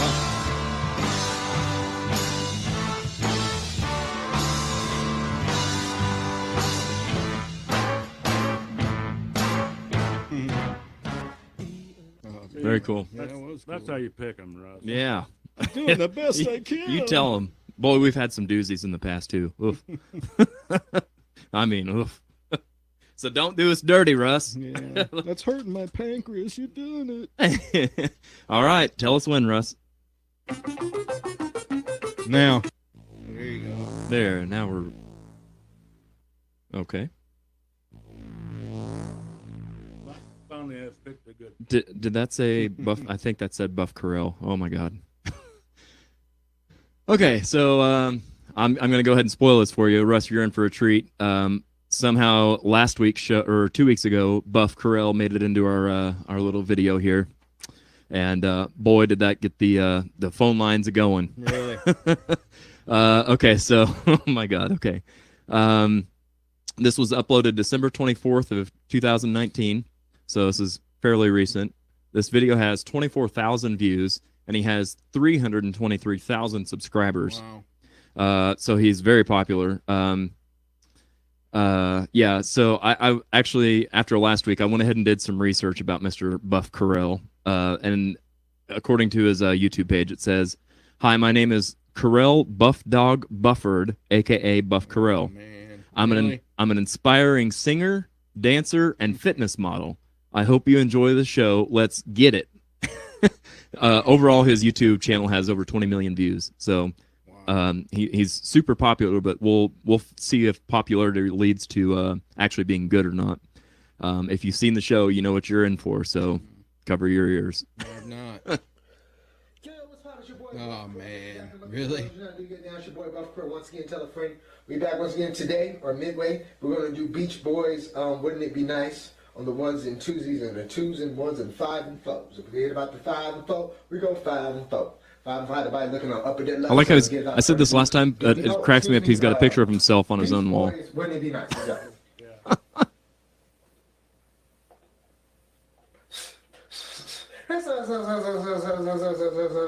Ready, set, go. Come on, Darrell. Doing this vocal warm-ups. Way to go, Russ. I wonder if Brian Wilson ever did vocal warm-ups like that. All right. Seizure. Really? Russ, what are you doing? Oh, man. Russ, is this how you got started in There's music? got to be some Ronnie James Dio on there or something. Some Pearl Jam or something. That much better. We can say goodnight. I don't think Russell needs to play this game anymore. You did this on purpose, Darrell. I know you did, man. You picked this. You're responsible for this mess. I hear you.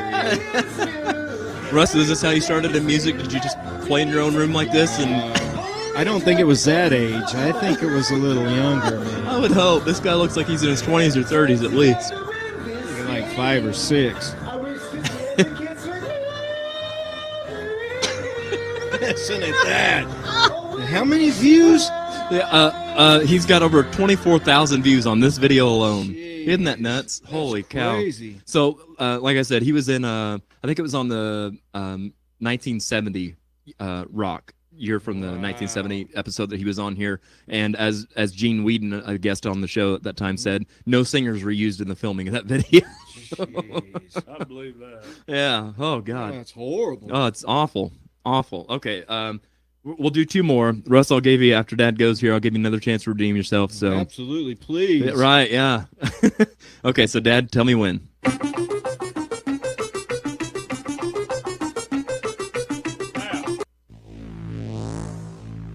For What It's Worth by Zach. Is done by Buffalo Springfield.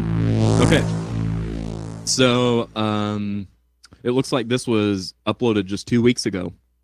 He's only got 2 views at the time of the whenever I first found this. It was actually at 0, so I think I was one of the 2 viewers. He's only got 3 subscribers, and it says nothing else on his channel. All it says is his name is Zach. So It'll pick up after You he's got on to this start show. somewhere. that's right. Yeah.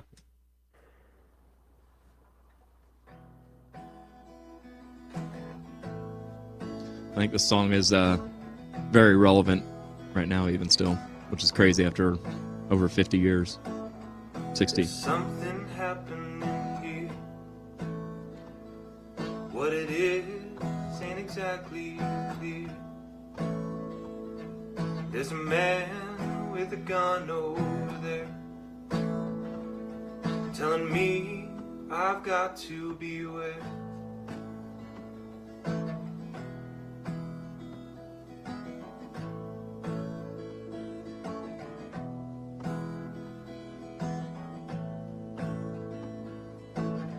There's battle lines being drawn. Nobody's right if everybody's wrong. Young people speaking their minds, getting so much resistance from behind. It's time we stop. Children, what's that sound? Everybody look what's going down. Pretty good. Yeah. Not too bad. Better than having Russell's pick. That's true. Not that it takes much. Better than What a field day for the heat. 1,000 people in the streets, singing songs and the carrying signs, mostly say hooray for our side.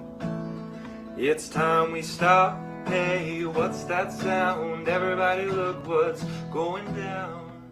Makes Stephen Stills pop in your mind, don't it? Yeah, for sure. Yeah, he would fit well with the whole lineup there. Yeah, he did very well, I think. So, all right, Dad. I'll give you another shot here. Or I'm sorry, I said Dad. Russ, I'll give you another shot here. So, no pressure. Make sure you stop this at the right time. Here we go. Okay. Oh, David Bowie. I Fought the Law by the Bobby Fuller 4, as done by Johnny and the Spinsations. So it looks like, let me see here. Okay, so this was recorded July 28th of 2013 at the Bernhardt Winery. They've got 2,500 views and 100 subscribers, and they're from Houston, Texas. And it also says that Johnny, I'm assuming is who the lead singer is also, quote unquote, Houston's best Elvis impersonator. Wow. With the Spinsations backing him. So this band. So let's see if Johnny really did win when he fought the law.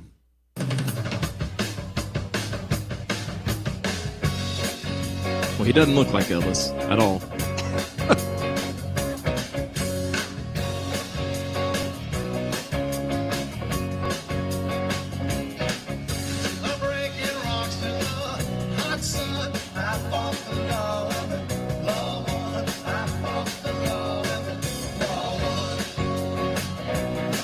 Sounds a lot like it. Yeah, it's not too bad. Yeah.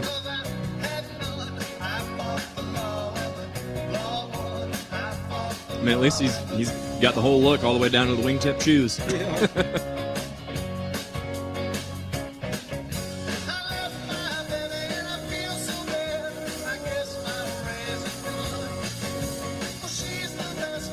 You know, he sings very well. He could do some other covers. Yeah, for sure. Like Elvis. Yeah, not too bad. Yeah, that was cool. Good. Well, it wasn't any Dio, I guess, but it was a redemption of sorts. So, Yeah. all right. So, tell you what, we'll play another game, but before we do, let me throw to another quick commercial, and we'll be back in just a second. Musicians, do your shows need that extra layer of fun and excitement? Wow your fans with next level production. Let Sunset Productions help you up your game. We can create custom and unique sound, lighting, and video packages designed just for you and your budget. Let's work together and give our community the shows they deserve. Contact Jared Isaacs and check us out on Facebook and Instagram. Sunset Productions. Don't be a jukebox, be an experience.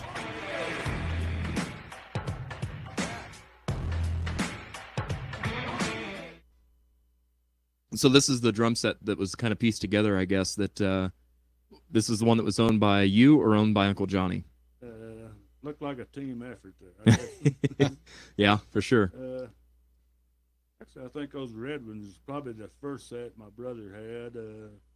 And then I think I took those over when he bought the white set, if I remember right. Gotcha. Okay. And the blue snare I bought off a buddy of mine for $10. I remember that. But, Wow. That was a solid $10 investment because it paid off even for me. yeah. And that chrome snare, it came with the white, when he bought his new set, his sparkly white one there, that chrome. So did you play the chrome one just on certain songs then? Is that so yeah, it had a different sound? It had more of a tight beat, I guess you call it, or whatever. And, I might have played it for rim shots too. I don't remember now, but Gotcha. I don't know. Hardly anybody plays with two snares, but I kind of got used to playing. Yeah. I had a little different sound. So. No, I think that's great. I've seen a lot of modern drummers that do play with two snares, but their second snare would be a piccolo snare, so it has a really high sound. No, Yeah, it has that really quick snap to it too. Yeah. So. Very cool. Okay. All right. Let's see. That's probably the beginning of your music career. Trying to teach you how to play the drums there. Oh, that's a cool. Yeah, that's so I talked about that on an episode of the Unsung Dreamers podcast when I was on their show, and they asked about whenever I first started playing, and I said I don't know, but I do remember sitting on Dad's lap and playing drums, and they were like, well, were you actually playing? I'm like, no, I was just hitting whatever I could actually reach. Yeah. So yeah, it was taken in Fayette, I guess, huh? Yeah, Up by Columbia. Yeah, right. Can't remember. Well, she was born in '83. We lived there until '89, so it's, I know you wasn't probably 3. I would guess probably 3. Denise might be 1. I'm assuming she was probably already born, but then again, I don't know because this would have been in Denise's room. I think, wouldn't it have been? No, I don't think so. No. Okay. Remember that front room up toward the By the front door. Yep. Yeah. I think that's where I cut my drums, so I'd be up toward the front room. Gotcha. Or the little bedroom toward the front anyway. Yep. Yeah, that's where that was. Huh. Wow. Yeah, that's a really cool picture. That's awesome. And this, and I think you might have been a little bit older, but apparently I was getting ready to go out and play one night. Very cool. Yep. With the midnight special. So there's the. Yeah. I guess now is that also there at the house in Fayette, or is that at Grandma's? No, that's not. Yeah, it looks like Fayette. Yeah. Yeah. So that's probably either I was staying home with Mom or going to Grandma's, one of the two, I guess. Yeah, she might have been one of those nights she stayed there. I don't know. So it was pretty common then, I guess, for Mom to go and watch you when you were playing with the midnight special. No, it was very uncommon. She usually had to work, or oh, gotcha. That's right. You said that she was working nights and stuff. Yeah. Or if she didn't have to work, she'd babysat you all, so Yep. or stay with you all. I guess. Yep. Babysat, being a mother, I guess that's Right. the same thing. Huh. Very cool. But, yeah, I don't know. Here's some pictures by the Midnight Special Band back in the day. Okay. Yeah, I don't know what's up. I looked at this one the other day, and I thought, I never have played my cymbals that high up in the air. Wow. Yeah, that is Yeah, really look odd at to that. see. That's Now, amazing. I do see that in talking about your drum setup, that one thing I always remember is, to me, it always seemed like your drums were very tilted in towards you a lot. And that was, I think, kind of a popular thing back in the 60s and 70s, was it not? I don't know. That's just the way I felt comfortable to me. And Yeah, I think every drummer has their own setup. for sure. And But you're right, though. I don't remember ever seeing you with cymbals that high. yeah, I guess I don't know. It must have been feeling high. No, and that would be I recognize that place is at the Stables, which is a bar there in Brookfield, or it used to be. Oh, wow. Long past gone since. Huh. Looks like Ray. I wonder where in Brookfield that is, because I don't know if you know or if you remember, but Denise used to bartend in Brookfield, if I remember right. And I think the place was called Lucky's. And I'm trying to think of how to describe where in town it is, but a part of me wonders if that's not even the same place. We'll have to look into that and see. I'm sure not. I think the Stables quit being a bar not too awful long after we played there, actually, and I think it turned into a church. I think. Oh, wow. That's an impression to leave. Yeah. Get all you yahoos out of there and change into a church. That's cool. Yeah, it looks like Ray Stevens there playing the guitar. It does. It does. So do you know where he's at nowadays, or? Yeah, that's Ray Smith is his name, and he's in Brookfield still. Oh, wow. Very cool. I guess he's still alive. I haven't Yeah. heard no different. So. Yep. Okay, there's me when that's more like my cymbals. Yeah. Set There you go. But, yeah. Now, even though that bass player looks a lot like Russ, that's not Russ. No, that's his name's Mike Morris, also out of Brookfield, and I had my clear drum set. He played it's a clear bass. Oh, really? Wow. And, Wow. It was the brand of it is Conrad. I don't know if you ever heard of a Conrad. Really? Huh. I remember, and the rhythm player, which is the guy who looked like Ray Stevens, he played Peavy, and our lead player played Gibson's, I believe. Wow. Very cool. You gotta Cool. know guitars better than I do, and here's a shot. Is that a Gibson? That looks like a Gibson Les Paul. Does, Yep. Yeah. Yeah. He played Les Paul. I was thinking that, but and Yeah, it's really cool. kind of So, kind of what year do you think this would have been then? probably been in the 80s. Well, yeah, Early 80s? 80s, or early to mid 80s. Okay. Yeah, could have been. And the lead player, that Kenny Kimmel, he's the one that apparently died of a heart attack. Right.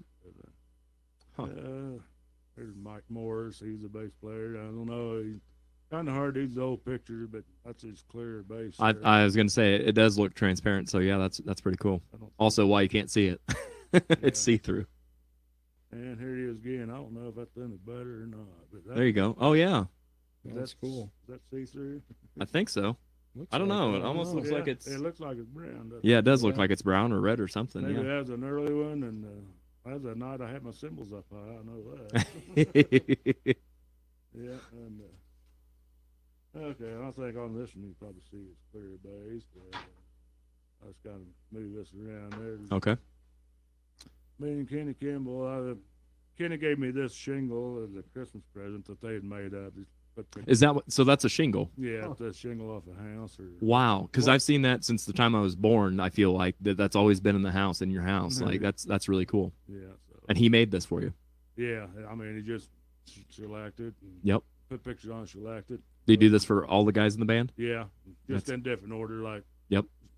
bass player would be Kenny up top, and the bass player up there in the upper right corner. But, Yep. No, that's awesome. But yeah, he did it. Let's see.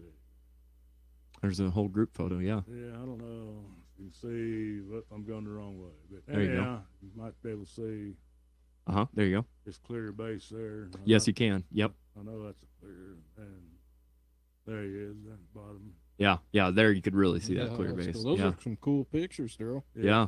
Very cool. Yeah, I guess that one that we didn't know was a clear because it looks like the workings inside that guitar.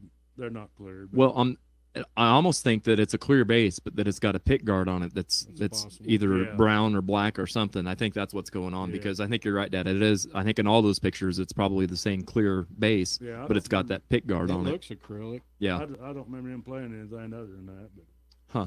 let's see. So, and had you already bought your drum set, or did you see his bass and then think, "Hey, I need to Yeah. match that"? No, I bought them used, so. Huh. Yeah, there's. Very cool. Yeah. Yep. Yeah, that's awesome. And the last one. Very cool. So another thing to point out too is it doesn't look like you guys are mic'd up at all, especially on your drums and stuff. You guys just played with room volume on the amps and stuff, and you just played as loud or as soft as you needed to Yeah. accordingly. Yeah. Yeah, sometimes I'd play a little loud, and Kenny, the lead player, he'd stick his finger in the air, and that meant that I was playing too loud. But Yeah. when I first started playing with him, I thought he meant that he couldn't hear me, so I'd play louder, and he'd want me to turn it down. Oh, that's funny. Sound signals. It doesn't take long to figure out exactly band hand signals and gestures and stuff. Yeah. I think he's quick to tell me after we got done with the song. I like it when you got to read their lips. Right. Did you see what he said? I can't believe he said that to me. Yeah, back at you. We'll play another game here. This is a new game. I had a really good helping hand with an idea for a game, so we're gonna try this out. This will be the first time that we played this. This is a game called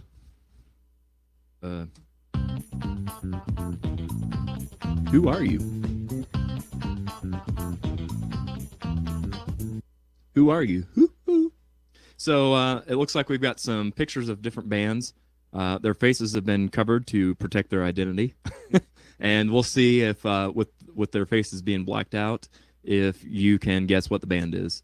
So Russ, since you left off on a pretty good note there, better than you had started, we'll start with you on this. So I'll throw this picture up and see if you can tell me what the band is. That's the animals, isn't it? Let's see. Dad, No, that's the monkeys. is it? Yeah. Dad, do you think Yeah. it's the Monkeys also, or do you think Yeah. it's okay? Absolutely Oh, monkeys. yeah. All right. Yeah. There's their faces. Oh, yeah. It is the Monkeys. All right.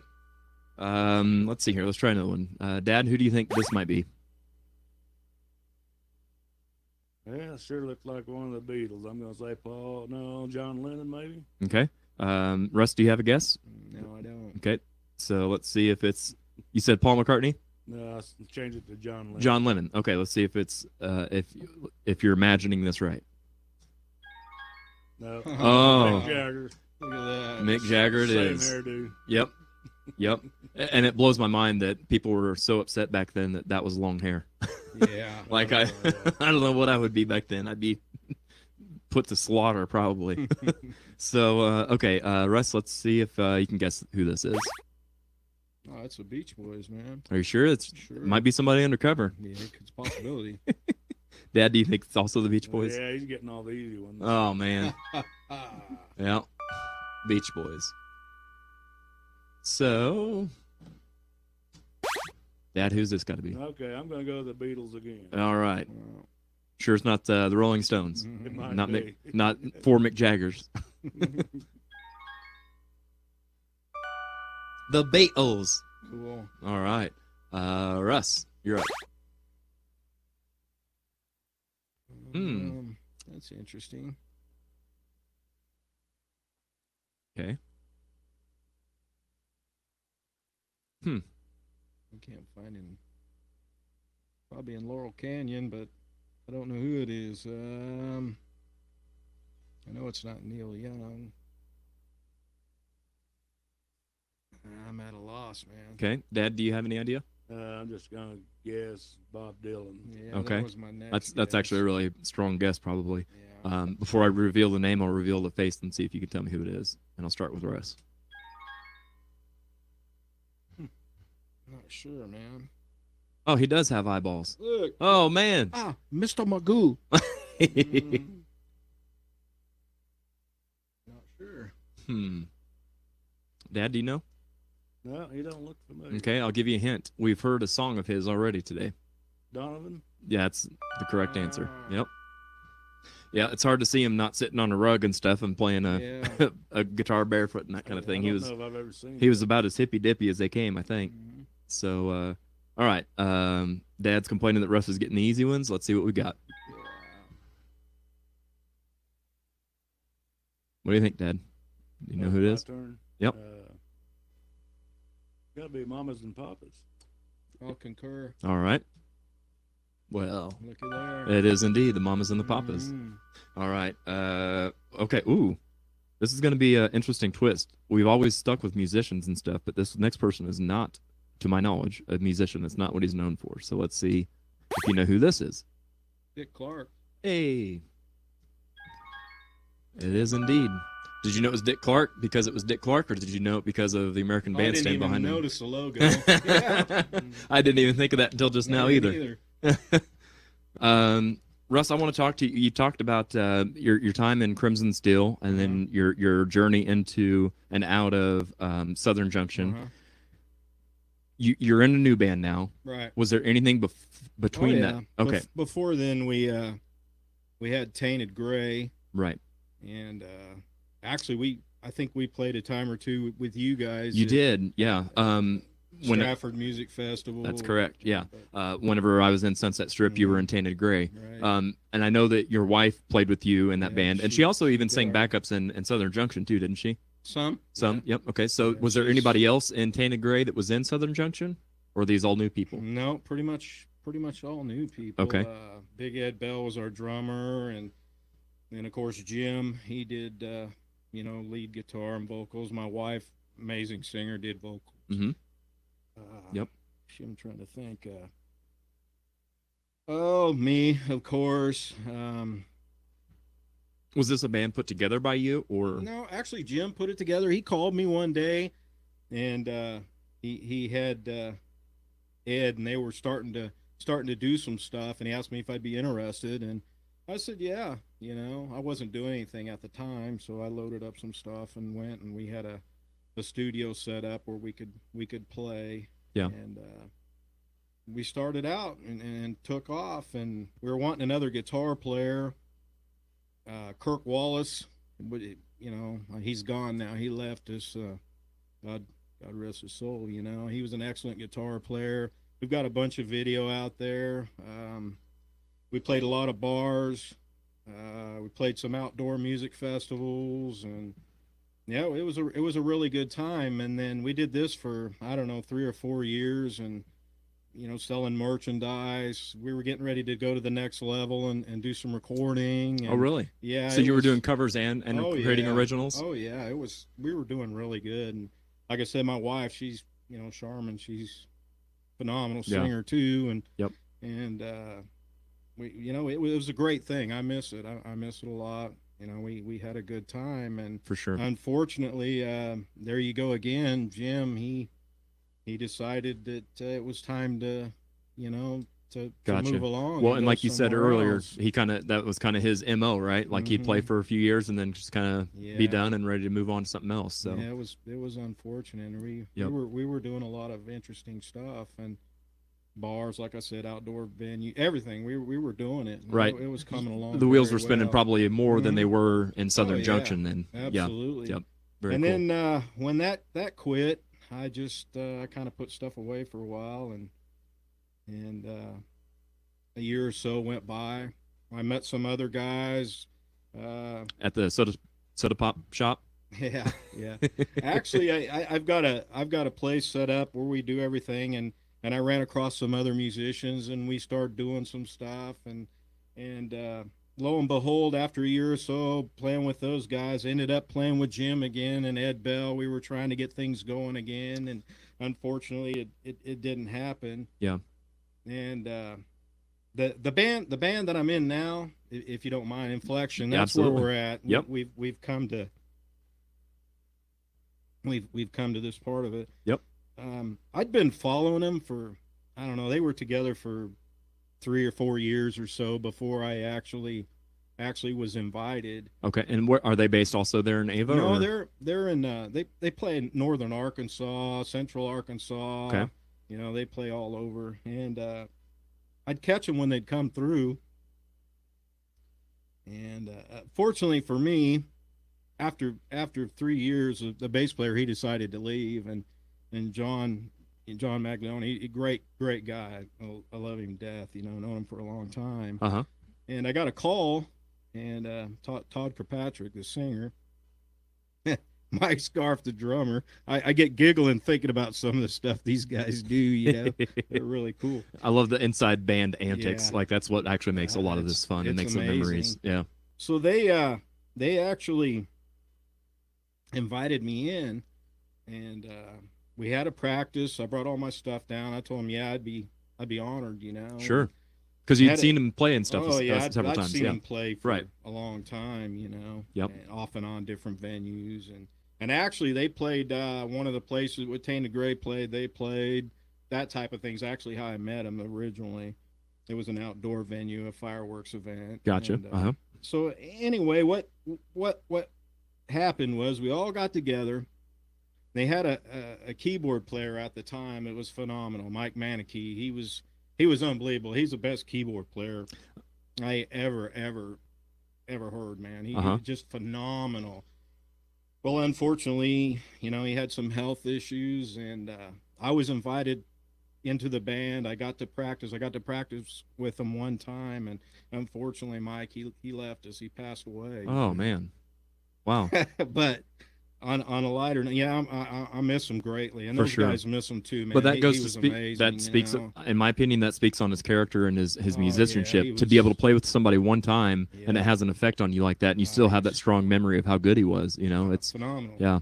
Phenomenal musician. Yeah. So anyway, we take off, and we're starting to get together. We're starting to bond, and then this COVID thing comes along, you know, Yep. and fortunately for me, that gave me a couple of months to really hone in on Exactly. our set lists and what we're doing and bonding with these guys, and you know, these are my brothers, Jordan Brake and you know, Mike Scarf, you know, Todd Kirkpatrick, and I'd lay down traffic for them. Right. Yeah. Well, They're and amazing, I don't you know know. exactly what your full set list looks like, but from some of the videos I've It's- seen that you guys post yeah, online, it's kind of what you used to do, Yep. but a newer version even. Oh, Like you guys yeah. are doing a lot more current type. Shine Down, and Yep. just all kinds of. I mean, it's just a variety of stuff, you know. So how has that journey been for you? That transition into from playing like, you know, Southern rock and country and that to kind of more was- modern rock and it stuff. was tough the first few months. I mean, trying to get in and bond with them and learning the music, and Yeah. But yeah, we're there now, man. That's We're really there. cool. Yeah, That's I'm really cool. loving it. Like I said, I'd lay down traffic. Right. You Yep. know, I mean, Very they're cool. awesome, man. I love them to death. So I know that, like you said, you know, the whole COVID It pandemic killed stuff it, yeah. has killed so much for everybody. But So fortunately, it made me to where I can bond. I got to bond with them. Yeah. I love playing with them. yep, for sure. I wouldn't have it any other way. Do you have any shows booked yet with them? No, we are you holding off? No, we're wanting to start rolling now. Okay. You know, yeah. If anybody, you know, a venue wants us, I mean, we're So there. they can find you on Facebook Yep. and YouTube, I guess. Facebook, yep. Get a hold of us. Okay. There's contact information on there. You You can can contact me, and then I'll get with them. Whatever it takes. Yep. You know, we'll put you in touch with our booking agent. There you go. Yeah, we're all about it, man. We're So, ready to roll. You know. Inflection there you see on the screen. Oh, yeah. That's Yeah, I that's got- where to head on I got a Facebook. shirt, So man. hey, I got one of our wow, shirts on. wearing your merch and Cool, everything. yeah, absolutely. Dig it. Yeah, I love them. They're phenomenal. Mike Scarf's an amazing drummer. Todd, he's an excellent front man. He sings very, very well. Jordan's a great guitar player. I love them to death, man. They're my brothers, you know. Very cool. It's been a great journey with them, and I'm gonna be there forever. Yeah, no, I think that's fantastic. It's really cool that you were able to fall in with them and you know, have something else to Oh, do. yeah. You know, I'm glad to hear that you didn't hang it up because, like Yeah. you said, after Tainted Gray, you know, you kind of put stuff away for a while. So I'm Yeah, glad to hear you're back. You know, All right, we're rocking, man. one of my I love it. one of the podcasts I listen to the guy has a really good saying, like you still kept your jersey. You were still able to Yeah. be a part of the team. You didn't retire the jersey. So Exactly. yeah, no, a that's good cool. saying. But like I said, I do miss Mike Manicky. He was amazing. You know, but we're rolling, man. Give us a buzz. Very cool. In fact, I think I've got loaded up here a little clip of you guys playing. So I think I'm not sure if this was at a practice or what, but while we're watching, if you want to kind of talk to us and tell us about what we're seeing here. I think about the only thing I've got on there is probably by phone, and it's a phone recording, so it's probably the sound doesn't really do it just. Sure. But, Well, and that's something that we see all the time too on the covering covers. Like sometimes you get a good quality recording, but most of the time, and that's almost a good thing because you need to see a band live. We record every practice. We've got that technology. Very cool. That's awesome. Let's check out and see. I think this is you guys covering "Blue on Black," which is a great song. That's so fun to play. Yeah, kind of got our own twist on it, of course. Yep. So let's check this out and see.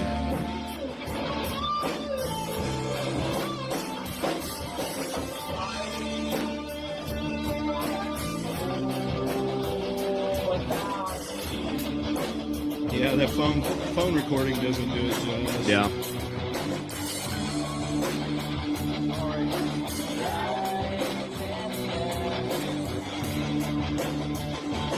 We actually had a benefit gig, and it got canceled. So oh, really? This is where we practice a lot of time. It's called the Barrage. It's a bar down there in northern Arkansas. And, oh, really? Yeah, and he's got it set up great. It's a great place, man. I love playing there.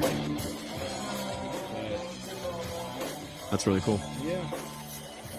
But anyway, the people actually came that were supposed to be at the benefit and showed up here when we were kind of practice, and it just kind of turned in an all-out party. And which is fun. We played, I don't know, we probably got 4 hours or better worth of music. So. Very cool. So you can do a full night. Yeah, we can do a full night. It's a great time. Yeah, I could see you guys playing in a lot of places up here. I could see you guys playing like at an Archie's or a Dennis's place or Shuffle, like all kinds of places. Yeah. And the nice thing about being in a band where you have 4 hours of music, it's great to have 4 hours of music, but there might be some times where you get an opening where you only need somebody for an hour. So, and you guys are able to do that as well. So that's good to be versatile like that. Yeah, well, I'll put you in contact with booking. You know, just get a hold of us on Facebook either way, and we're there, man. Very cool. No, I think that's fantastic. Yeah, thank you so much, man. Yeah, I appreciate it. Let me see here. Get Dad back here in the picture, and we will play us another game before we wrap it up for the day. This next game is Guess the Song in Reverse. Oh, wow. Oh boy. So this is, you know, in doing this is either going to be really tough, or you're going to, after like maybe the first time of hearing this, you'll be able to wrap your brain around that melody, and somehow in your brain it'll flip it around for you, and you'll be able to hear what the song is. So let's test out that theory and see if you guys are able to do this in reverse. So the way this will work is I'll play this song. It'll be like a 20 or 30 second clip of audio, and if you're able to guess it before the end of that, whoever it is, just shout it out, the artist and the name of the song. And again, this is going to be from 1966. So, are you guys ready? Ready as all ever. All right, that's the spirit. Let's give it a shot here.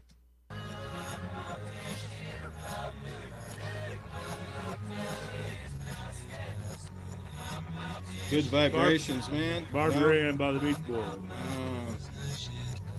It is good vibrations, I think. Good vibrations. I heard that keyboard or something in that. Yes. Kind of way. Yep, for sure. But you're right. There is some of that keyboard stuff in Barbarian as well. So let's try us another one here. Oh, you know who that is, Darrell. Come on, man. I do know it. Yep. Teardrops. That 19. What is the Rolling Stones? No, it's something 19,000 teardrops or what? Oh, 99 tears. Yeah. Let's see, how many tears? Not enough beers. The question marks is the one that did that. Yeah.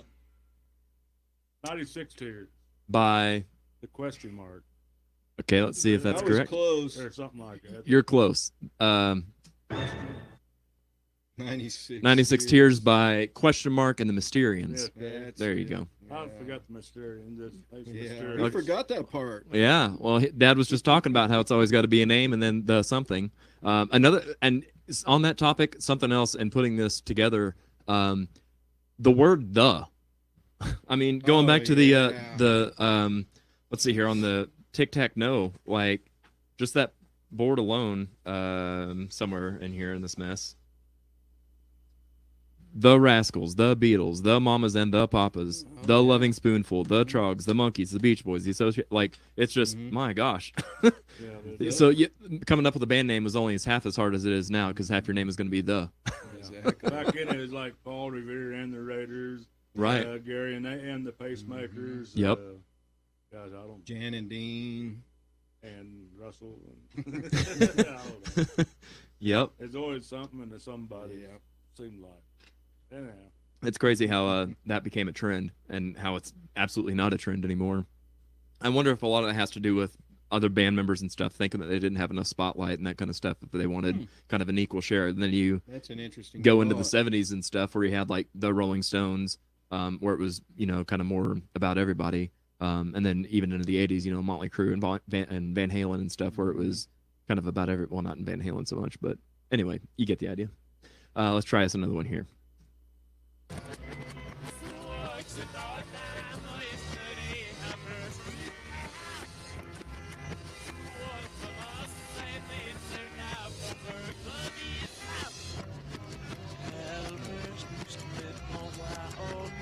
That's the Stones. Yeah, Painted Black. Yeah. Painted Black by the There it Rolling is. Stones, indeed. Absolutely. You guys, and especially your dad with the record player, I'm surprised you're not killing us, Dad. I don't know if you ever played records backwards or not, but now you know what it sounds like. Yeah, I probably never will after hearing this. It just doesn't sound the same.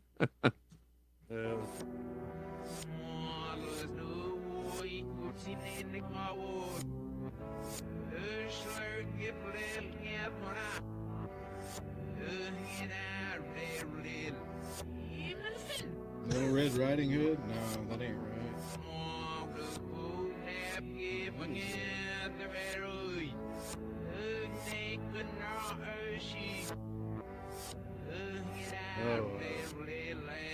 It is Little Red Riding Hood. Is Okay. it? Who sang it?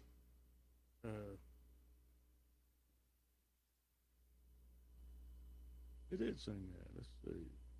Can't I don't think of know. it. Can't remember offhand, but sound like some Chinese people or something singing it there. Asian. Well, and I mean, you're not probably far off from where they actually are from. I think they may be from Let me see.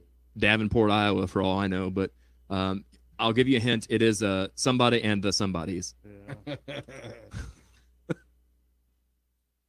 Sam the Sham and the Pharaohs or something like that. Sam the Sham and the Pharaohs. Oh, wow. Yep. Man.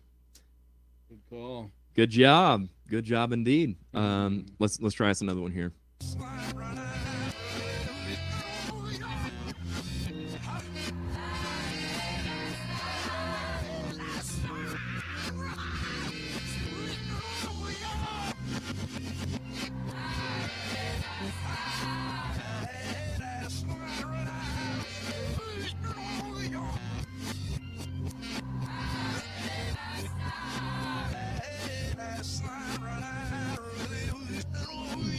Ride Sally Ride, I think. Okay. Any idea on who sang that? Ride Sally Ride, King of Soul. Who's that? James Brown. James Brown. Let's see if you're right here. Mustang Sally by Wilson Pickett. Not even close. But it was later redone. I'm trying to. Who was it that redid that and made it kind of more famous? I want to say in the 70s. I can't remember for sure. Mustang Sally? Or, Yeah, Mustang Sally. yeah, I don't know. I can't remember for sure either. Should have done more homework. Joe Cocker didn't do it, did he? No. I don't think so. I can't remember. I don't know. I'll have to look it up. All right. Well, that pretty much does it for our games and stuff. One thing that I wanted to go back to, Dad, you showed me a while ago too that you have a midnight special shirt. Is this something that you wore when you played, or is this something that you guys sold, or? It's one that I had made up. Okay. Well, I'm kind of a hoarder. I keep. No, I like it.